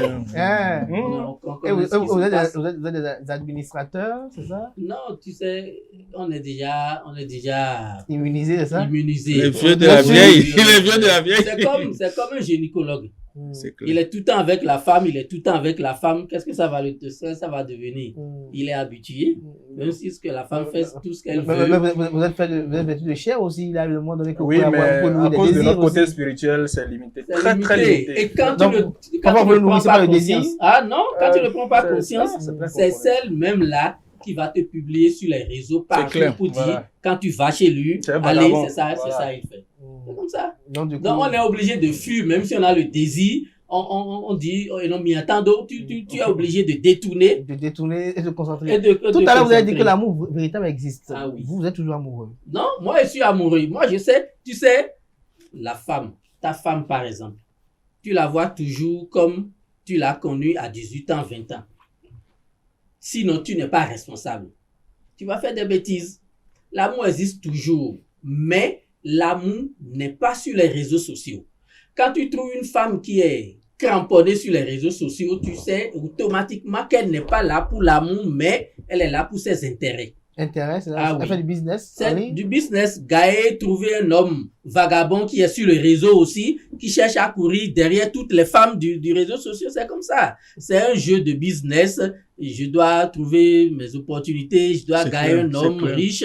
La femme aussi qui est comme ça sur les réseaux, c'est comme ça se passe. Et les couples peuvent voir sur les réseaux sociaux pour dire on est comme ça, on est comme ça. Il faut dire aux enfants que le mariage n'est pas du luxe. Merci. C'est ça qu'il faut conseiller aux enfants. Il y a toujours des hauts et des bas. C'est pas parce que mon enfant ne m'a pas vu bagarrer avec sa maman qu'il n'y a pas des moments de discute. Oui, c'est vrai. Et quand il y a des moments de discute dans le couple, dans la chambre, vous essayez de vous camoufler et gérer dans l'interne pour que les enfants ne se mêlent pas. Donc, il faut dire, c'est pas parce qu'on est toujours collé que vous voyez qu'il n'y a pas des moments de tension. De tension. Ça arrive. Et quand vous rentrez dans un couple, ou bien dans une couple, vous êtes ensemble, il faut s'attendre à ces moments de discorde. Qui doivent arriver. Et quand tu prépares ton enfant psychologiquement dans ça, il sait que le mariage n'est pas du miel. Voilà. Il n'est pas du miel. Mais on regarde, avant de revenir tout à l'heure, sur les réseaux sociaux, on regarde quelque chose qui pourra choquer, que des gens affichent une relation amoureuse aujourd'hui, demain on dit gardement il est du passé et on reprend avec quelqu'un d'autre au vu, au sous de tout le monde, quitte à ce que lui aussi, on puisse l'enlever. Quelle est votre perception de l'image de la femme aujourd'hui comme ça? C'est un conseil que j'aurais à donner. Comme l'a dit Ronanga, je leur donne dans pas 30 ans, dans plus 10 ans. Parce qu'ils vont prendre de l'âge. Et savoir qu'ils ont déjà compté 1, 2, 3, 4, 5 relations. C'est pas peu 5. La 6e personne aussi va se foutre d'elle. C'est pas peu 5. Voilà, il y a plus 5 et plus. Non, il faut aller à 20. Alors, vous êtes exposé sur les réseaux sociaux. Vous montrez qu'on peut quitter facilement un homme et entamer notre relation, des trucs là. Et c'est ça, moi, je vais me mettre dans tout là. Moi, je vais te mettre dans un foyer pour quelques temps après, je te renvoie. C'est l'image que tout le monde aura de toi. Je pense une chose. C'est pas si facile de laisser une relation que vous avez construite. On fait souvent du copier, mais mal collé. Il y a quelques années, les stars le faisaient. Les stars hollywoodiens faisaient. Angelina Jolie avec elle, après, 2 ans après, ils sont plus ensemble. Et puis aujourd'hui, les gens pensent que ce qui se passe avec les stars peuvent revenir parce que les gens se prennent comme stars aussi et ils commencent pas à s'afficher comme des stars. On les suit, après vous allez entendre. Justement, dès que quelqu'un a plus de 20 000 abonnés, voilà, il se prend pour un star, voilà. C'est normal parce qu'il y a des gens qui, dès qu'ils postent quelque chose, il y a au moins une centaine de personnes qui réagissent, donc on voit qu'il y a tout ça. À la fois, qu'est-ce que vous en pensez aussi de ces relations-là qui sautent du coq à l'âne que vous voyez vos copines entreprendre sur les réseaux sociaux? C'est dommage.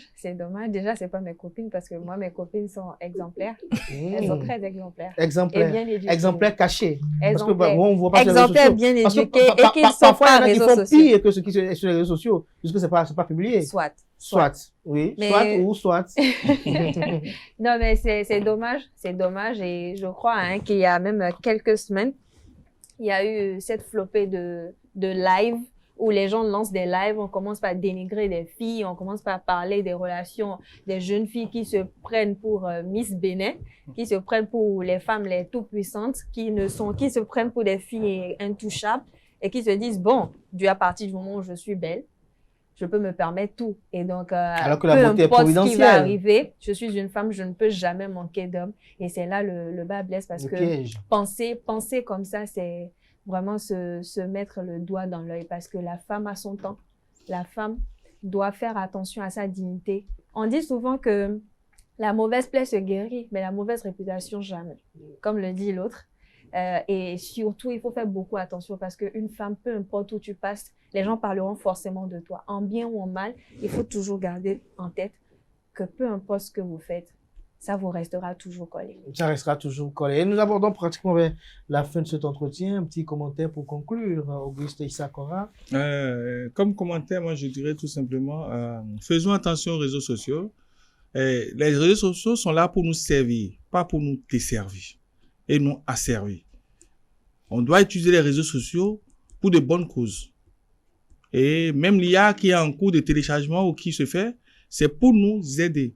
Pas pour enlever toute la paresse, parce que les jeunes aujourd'hui ont trouvé dans les réseaux sociaux ou dans l'IA la paresse totale. Déjà, on les qualifiait de paresseux, mais là, ils vont devenir encore plus que paresseux et dans 30 ans, on n'aura plus personne. C'est vrai, vous avez dit, il faut attendre les conséquences pour rebâtir. Ça va être compliqué.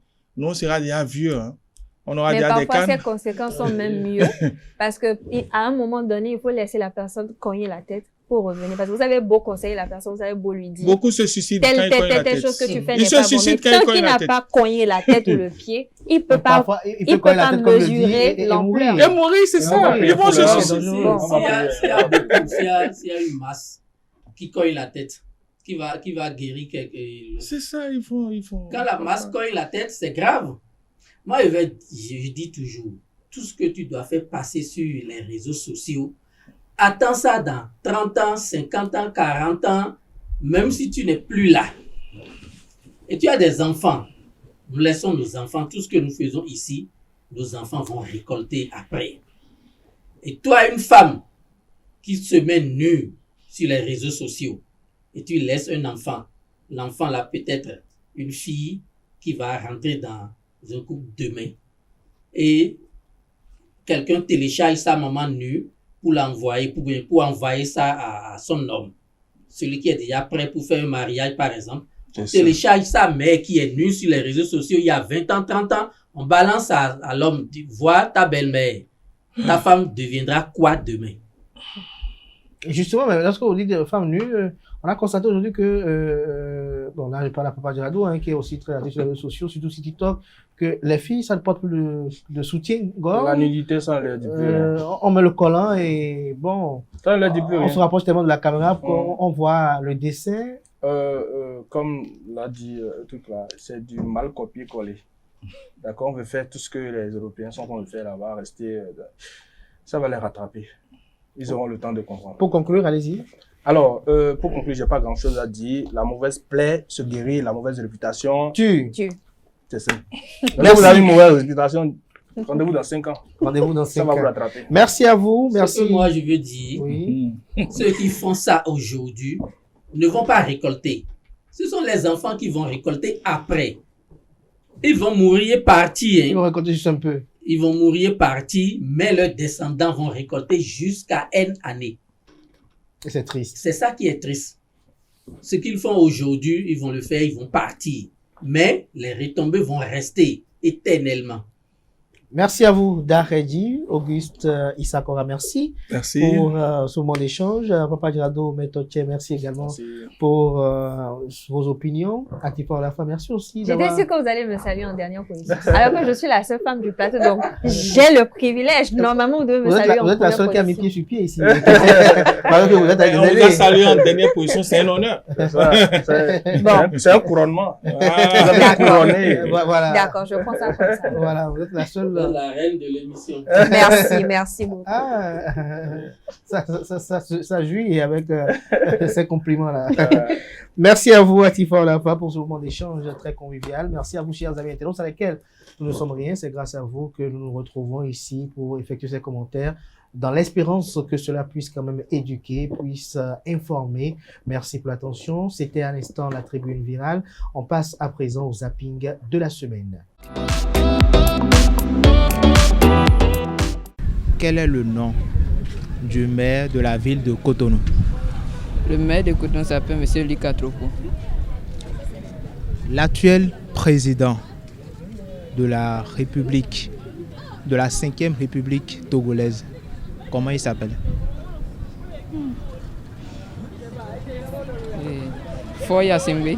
M. Foy Assingwe. Non, ça c'est une mauvaise réponse. Alors, il reste 2 autres questions. Le président de la République ivoirienne, quel est son nom? Le président de la Côte d'Ivoire s'appelle Monsieur...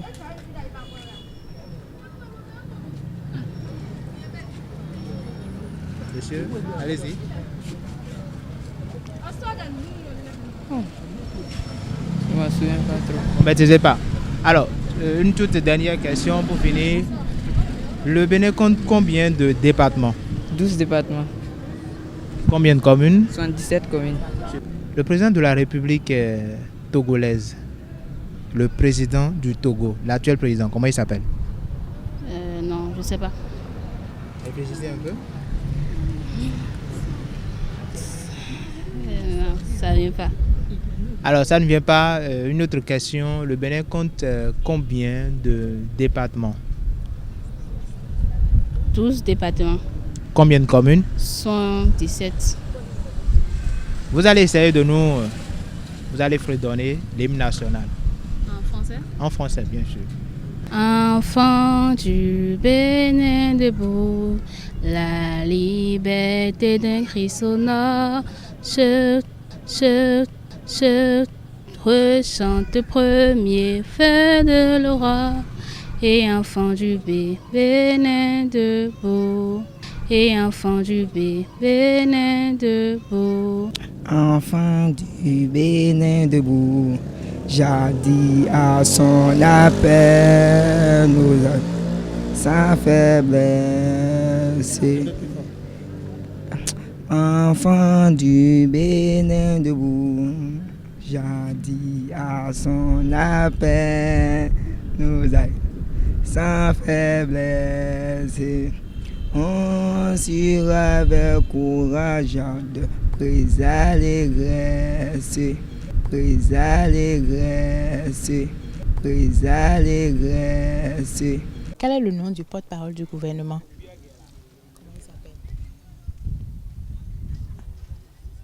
Lucifié.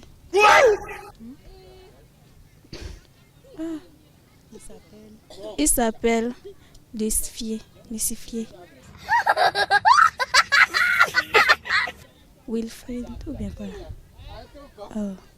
Pourquoi vous doutez? Il s'appelle Wilfried Lucifié. Lucifié, là, vous avez trouvé ça où? C'est quoi ce nom que vous êtes en train de lui attribuer? Wilfried quoi? Il y a quelqu'un qui s'appelle Lucifié. Hein?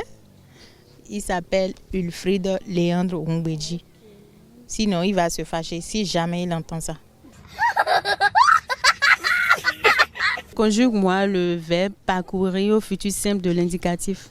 Je parcourrai. Tu parcourras.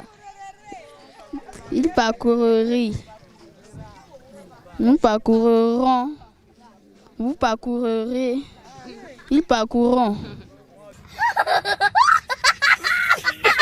Conjugue-moi le verbe pouvoir au futur simple de l'indicatif. Au futur simple. Pouvoir. Verbe pouvoir. Futur simple de l'indicatif. Futur simple. Pouvoir. Je pouvais.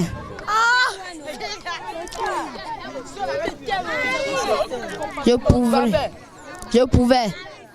Tu pouvais, il pouvait, nous pouvions, vous pouviez, il ou elle pouviez. Combien de mois il y a dans une année? Il y a 12. Et combien de semaines il y a dans un mois? 50, 52. Le Bénin compte combien de départements? 12 départements. Et combien de communes? Sont 12.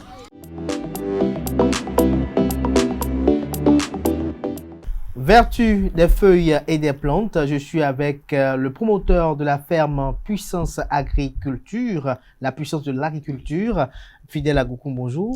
Bonjour Kader. Merci d'être avec nous ce jour. Vous allez partager avec nous les vertus du bananier plantain, mais avant cela, vous allez nous dire quelle est son utilité, son importance au plan commercial déjà.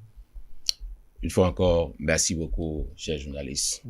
Aujourd'hui, nous allons parler du bananier plantain, qui a pour nom scientifique Musa paradisiaca, qui est de la famille des Musacées. Le bananier plantain, c'est une plante qui n'est pas un arbre, mais une espèce d'herbe qui donne en retour la banane communément appelée plantain. C'est une plante qui regorge d'énormes avantages sur le plan de la commercialisation. Si nous prenons un hectare de banane plantain aujourd'hui, vous avez 2500 plants. Et avec un bon suivi, un régime du banane plantain peut être vendable minimum, la moyenne, c'est entre 2000 et 2500. Et si vous avez 2500, imaginez-vous un peu le chiffre d'affaires que vous pouvez faire sur un hectare. Et mis à part cela, le fruit du bananier plantain regorge énormément beaucoup d'autres éléments qui est vraiment très capital pour la santé et l'organisme que beaucoup de gens ignorent. Lesquels? Si nous prenons le fruit du bananier aujourd'hui, elle est vraiment riche en vitamine A, elle est vraiment riche en vitamine C et B6. Et chaque fois, si vous pouvez prendre l'habitude de prendre chaque soir un fruit de bananier, ça permet de redonner une autre vie à votre santé, à votre corps. Et ça permet à ce que tout ce que vous mangez, vous aurez une bonne digestion au niveau de votre organisme. Mais beaucoup de gens n'en savent plus aujourd'hui. Nous, c'est notre rôle d'en parler et de promouvoir ces avantages pour que ceux qui n'en savent pas puissent en profiter de ces moments nobles pour pouvoir mettre ça dans leurs habitudes pour ne plus tomber dans cette piège que, mine de rien, on peut toutefois corriger, mais faute de connaissances, on se perd. Autre vertu? Autre vertu de la banane en plantain, par exemple, vous voyez, quand une femme est enceinte aujourd'hui, et ça, attention beaucoup aux discrimeurs, parce qu'il y a beaucoup de gens, quand tu commences par parler des vertus de la plante, les gens se disent déjà que te mettre dans le cas des boconons, des gens... Des spiritualistes. Moi, je suis pas un boconon, je suis ni loin de ces trucs, je suis juste un spécialiste, je suis un ingénieur agronome spécialisé dans la production de tout ce qui est espèces fruitières et espèces forestières. Nous produisons toutes ces espèces. Et tant que nous faisons ces productions, nous devons toutefois aussi partager les vertus que ces plantes-là comportent et que les gens sont dans le besoin, mais faute de connaissances, ils ne le savent pas. C'est dans cette raison que nous, chaque fois, on essaie de partager ces bonnes choses. Vous, aujourd'hui, il y a des gens, quand les femmes sont enceintes aujourd'hui et à l'étape où ils veulent accoucher, il y a un problème qui arrive souvent et ça fait perdre de vie à beaucoup de gens. Et après l'accouchement, les femmes commencent par saigner. Et il y a l'hémorragie, il y a du sang un peu partout. Je vais partager ce secret qui n'a mine de rien, mais qui peut toutefois aider beaucoup de gens. Quand vous prenez la plante entière du bananier, et vous savez que... Bananier plantain? Du bananier, n'importe quelle variété, surtout bananier plantain. Vous savez que votre femme va accoucher dans 3 jours. Essayez déjà de faire un tour et d'identifier déjà la plante là, du bananier. Et vous savez que c'est aujourd'hui, elle va accoucher. Vous savez déjà que quand vous irez à tel endroit, vous pouvez trouver en retour la plante là. Allez chercher la plante du bananier, vous coupez. En respectant au moins une hauteur d'au moins de 40 cm, vous coupez. À l'intérieur, il y a un jus qui est à l'intérieur du tronc. Ce jus, vous essayez de récupérer le jus. Vous allez presser. Et quand vous pressez le jus, ça donne de l'eau. L'eau, là, vous prenez l'eau, vous mettez dans un verre. Et vous allez chercher du cendre d'hyère, qu'on appelle en fond à fidrodro.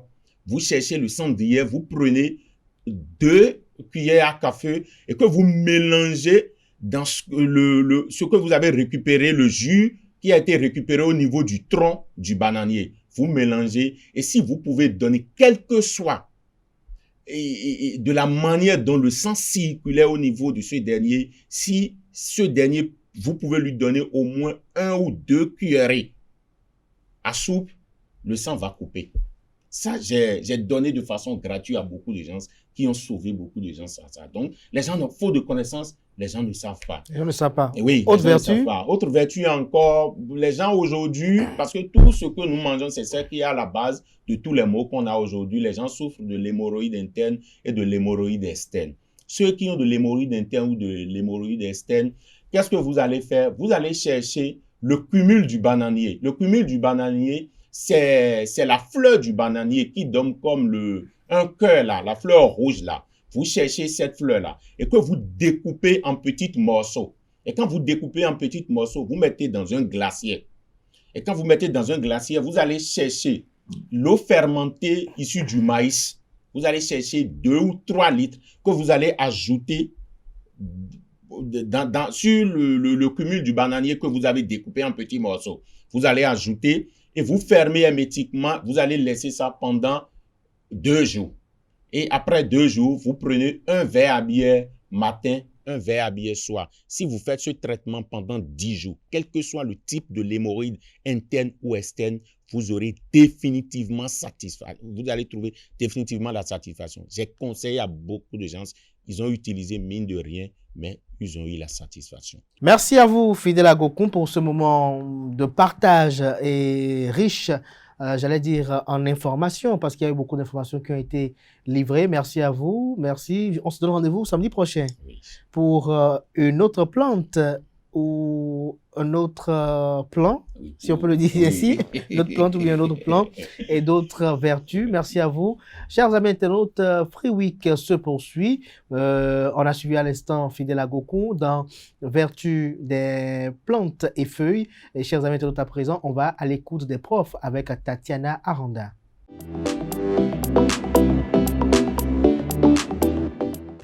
Mesdames et messieurs, chers internautes, bonsoir.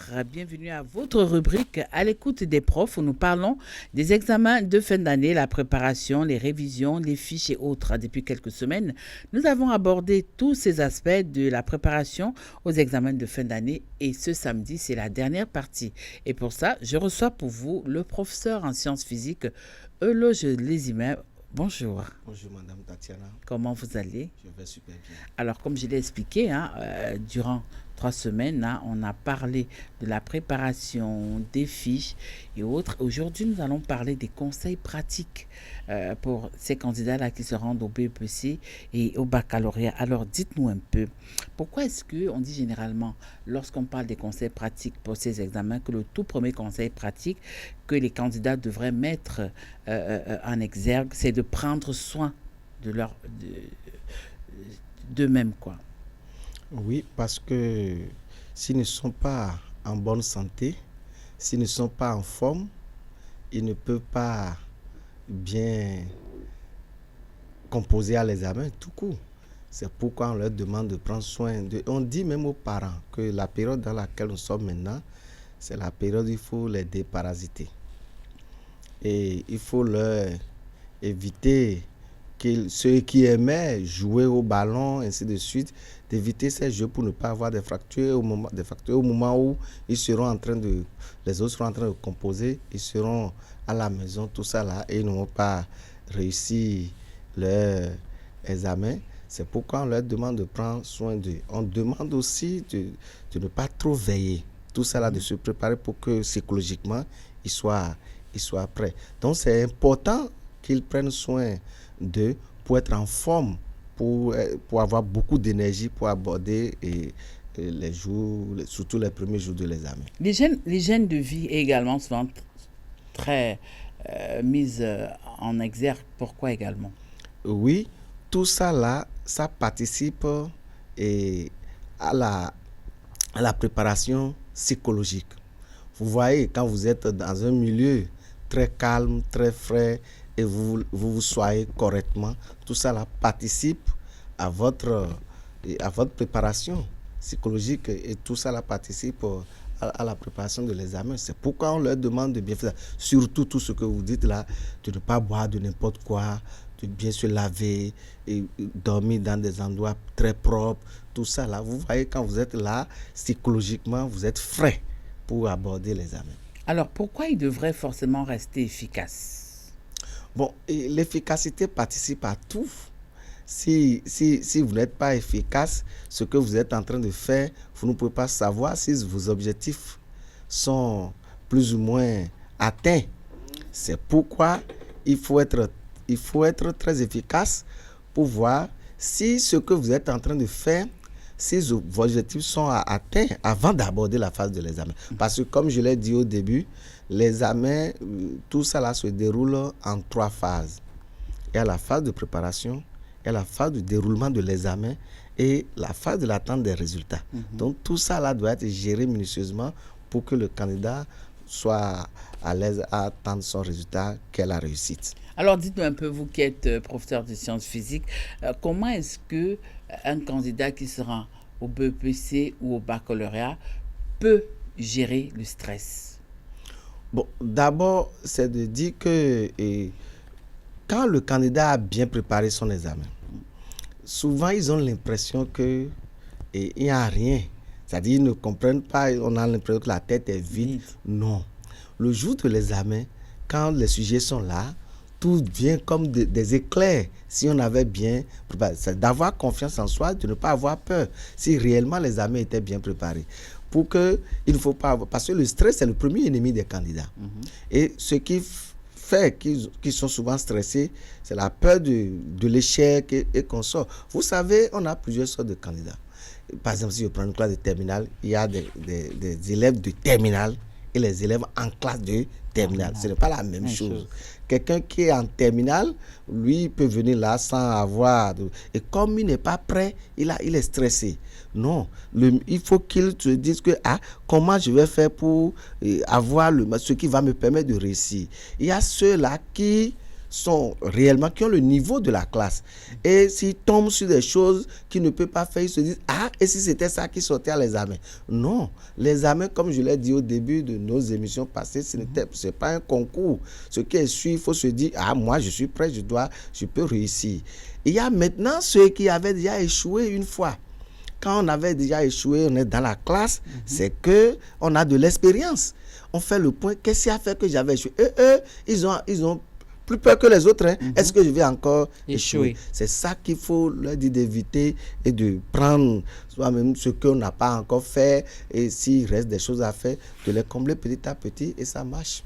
Alors justement, avant le démarrage de l'examen proprement dit, quel est le premier acte, quels sont les premiers éléments, les premières actions que le candidat devra poser? Là, nous sommes, disons, à un jour de l'examen. Oui, et surtout à la veille, au dernier moment, on demande aux parents d'aider les candidats à bien se reposer, bien dormir pour se lever tôt et pour être prêt pour les salles d'examen. Et les parents, comme on avait dit tout à l'heure, doivent prendre les dispositions parce que nous sommes en période de pluie, et de bien protéger les candidats pour qu'ils ne soient pas mouillés. Et là, et en classe, avant le démarrage des épreuves, il faut qu'ils soient concentrés, calmes. Ce n'est pas le moment d'être en train de discuter des chapitres passés avec ses collègues, machin. Il faut qu'ils se concentrent. Il est assis sur sa table, s'ils sont seuls par table, il est là, il est concentré et il attend l'épreuve. Comme ça, il se met en condition pour aborder l'épreuve. Mais s'il bavarde avec, ou bien c'est pratiquement aux dernières minutes là, que les parents l'amènent, ils courent, vous voyez qu'il serait plus stressé. Alors justement, parlant de ça, à quel moment est-ce que le candidat doit prendre connaissance de son numéro de table, de son centre d'examen et tout? Aujourd'hui, tout est bien organisé par le système. Déjà, même avec 2 clics, les candidats connaissent leur numéro de table. Donc, ils n'ont même pas besoin d'aller dans les centres à la veille pour voir. Bon, les parents sont souvent stressés pour chercher les centres pour les candidats qui sont loin. Mais aujourd'hui, le système fait en sorte que les candidats restent toujours dans leur environnement, plus ou moins. Bon, d'autres peuvent être un peu plus éloignés de leur établissement. C'est aux parents d'aller chercher et à la veille, certainement. Les numéros sont affichés devant le portail. On ne permet plus aux candidats d'avoir accès aux salles qu'on sort. On leur donne des orientations et ils savent. Et il y a des gens là pour les aider, les guides, pour dire voilà ce bâtiment, le chef centre, c'est son rôle, tout le monde les accompagne. Seulement, il faut qu'ils soient là très tôt pour prendre connaissance de ça, le début, et puis tout démarre correctement. Le jour de l'examen, comment vos candidats, vos élèves devront se comporter? Le jour de l'examen, quand ils sont en classe, surtout quand ils composent, il n'y a pas que le jour de l'examen. Pendant l'examen, tout au long de l'examen, quand ils composent, ce n'est pas encore la fin du monde si plus ou moins ces objectifs de la journée ne sont pas atteints. Quand même il rentre chez lui à la maison et les parents commencent par lui demander comment ça s'est passé, machin, nous on dit aux candidats de leur dire rendez-vous à la fin. Quand on finit, on va faire le bilan. Et si le candidat termine une épreuve, il faut qu'il laisse le cahier de cette épreuve-là. Il ne discute même pas avec ses camarades. Si on doit discuter même plus ou moins, c'est sûr. Il y aura des regrets. Oui, voilà, c'est sûr ce qui arrive. Voilà. On oublie ce qui... Qu'on travaille ou non, on oublie parce que ce n'est qu'une bataille, la guerre n'est pas terminée. Et d'autres matières peuvent combler d'autres. C'est pourquoi on leur dit depuis les classes de ne pas faire le choix, de ne pas donner priorité à certaines matières pour dire ici je peux travailler. Parce que souvent, à l'examen, peut-être cette matière peut jouer de sale tour au candidat. Donc, si c'est préparé et on ne sait jamais par quelques erreurs, il a fait quelque chose là, il doit dire, je vais mettre le maximum de l'autre côté. On ne discute pas des résultats, tu as trouvé combien ici. Non. Quand quelqu'un vient demander ça à un candidat, le candidat dit, on se concentre sur la prochaine épreuve et comme ça, à la fin, on fait le point. Si à la fin aussi, on fait le point et on se dit, il faut être calme parce que c'est déjà terminé les examens. Il ne faut pas être dans le... Il faut prier. Et si. Voilà, non. C'est fini. Il faut s'amuser maintenant et attendre les résultats. Et s'aménager comme après les résultats, il y a d'autres... Il y a l'oral. Il y a l'oral. C'est pourquoi cette période aussi, je vous ai dit qu'il y a la phase de déroulement et la phase de l'examen. Il ne faudrait pas que les candidats se disent que tout est déjà terminé et ne pas être en condition pour aborder le résultat. Chaque phase, c'est très important pour les candidats. Alors, ce samedi, ça fera quand même 4 semaines que nous avons donné, que vous avez prodigué des conseils aux candidats, au BEPC et au baccalauréat. Monsieur Lezimé, votre mot de fin pour ces candidats qui vont aux examens? Bon, je leur souhaite d'abord une très bonne chance et je leur souhaite la santé, qu'ils prennent les conseils que nous avons prodigués en compte. Et je pense que, comme je l'ai dit, l'examen, ce n'est pas un concours. Et ce qu'ils ont déjà fait, la chance serait de leur côté. Et c'est ça qui serait sorti à l'examen. Et il ne faudrait pas qu'ils baissent les bras. Maintenant, j'oubliais, dans les trous, on avait parlé de la mémorisation. Pendant cette période, ce qu'il faut mémoriser, c'est les matins. Quand on se lève très tôt le matin, on reste dans un endroit très calme, qui n'est pas perturbé par l'environnement.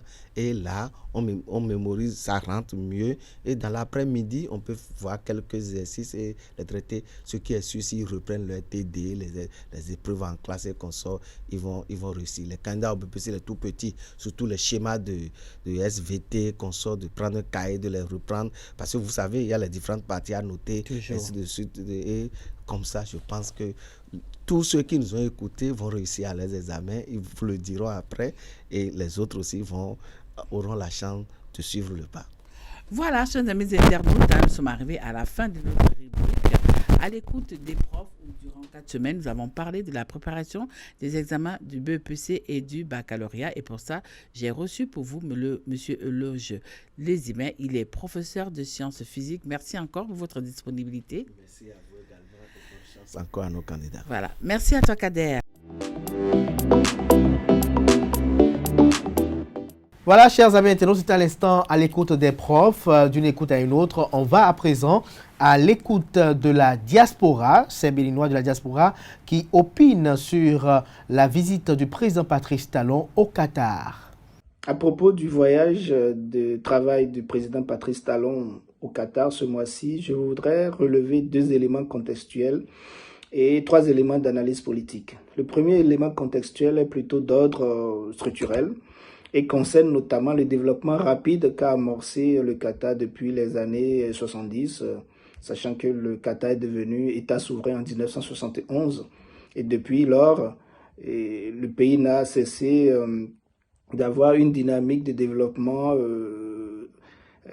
très intéressante.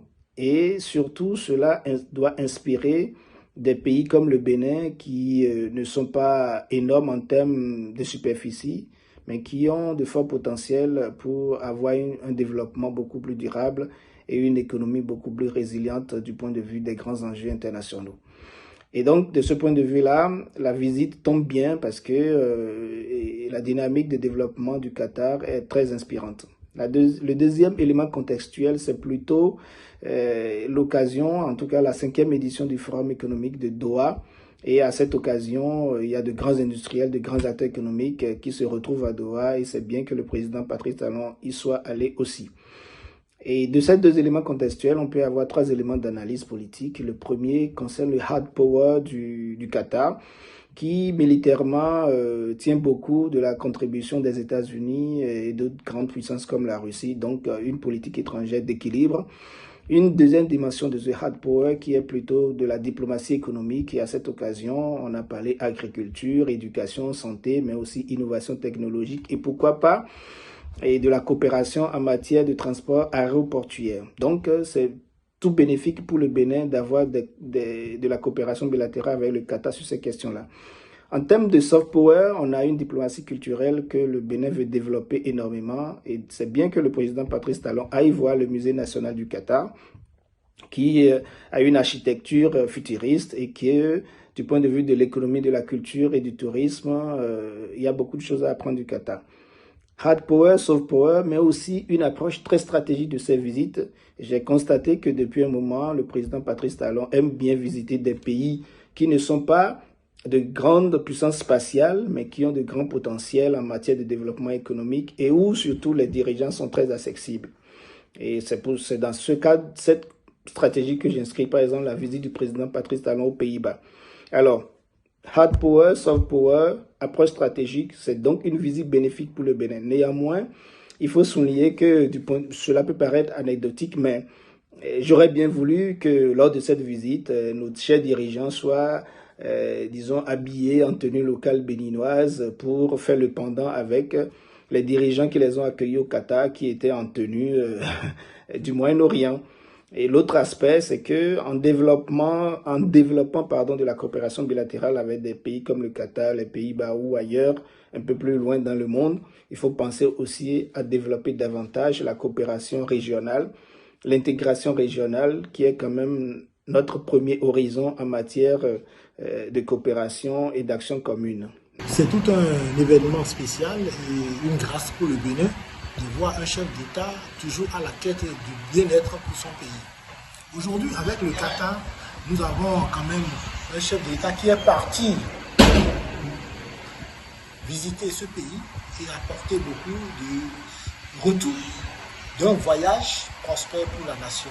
L'émir du Qatar, qui a constaté les grandes réformes courageuses en cours au Bénin, a voulu échanger avec notre chef d'État, Patrice Talon, pour le complimenter, pour l'encourager et lui donner les grands axes de son appui pour que la dynamique engagée par le président Talon soit un acquis.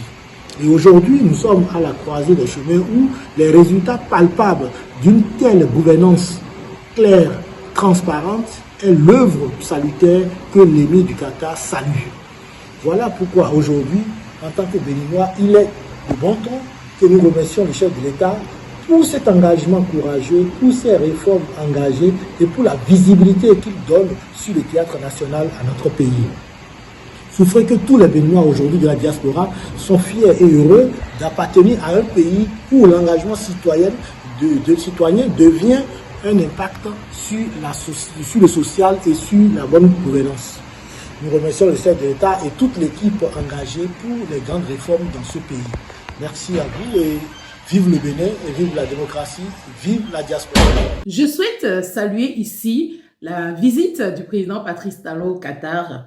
Une visite que je perçois non seulement comme un acte de diplomatie économique et culturelle, mais également comme un signal fort de projection stratégique pour le Bénin de demain. Dans un monde où les alliances se redessinent, voir notre chef de l'État s'ouvrir aux grandes puissances du Golfe montre une volonté affirmée de diversifier nos partenaires, de mobiliser des investissements structurants et de préparer le Bénin à une transformation durable. Pour nous, filles et fils du Bénin à l'extérieur, c'est également un appel de rester attentifs, un appel d'accompagner cette dynamique et de continuer à créer des passerelles entre nos savoir-faire, nos réseaux et les ambitions de notre pays, le Bénin. Le Qatar est un modèle d'audace et de planification à long terme. Il appartient désormais au Bénin, après les signatures des accords, à continuer à travailler avec cette main tendue afin de construire ensemble un futur ancré dans la souveraineté, la modernité et surtout la dignité. Merci au président Patrice Talon pour cette diplomatie de vision et que chaque fille et fils du Bénin, de l'intérieur comme de l'extérieur, y voit une invitation à croire davantage à notre potentiel collectif. Et voilà, chers amis internautes, c'était à l'instant à l'écoute de la diaspora, ces Béninois de la diaspora qui ont opiné sur la visite du président Patrice Talon au Qatar. C'est cette rubrique qui met un thème à Free Week de ce samedi. Merci pour l'attention, chers amis internautes. Portez-vous bien. N'oubliez pas de nous préférer pour vous informer. C'était à l'instant Free de ce samedi. On se donne rendez-vous le samedi prochain pour d'autres numéros d'émission. Jusque-là, portez-vous bien. Belle suite de programme sur EZAE TV. On se retrouve demain dimanche pour l'inviter avec Billy Laibi et notamment Renaud Agbodio. Avec lui, chers amis internautes, on parle politique.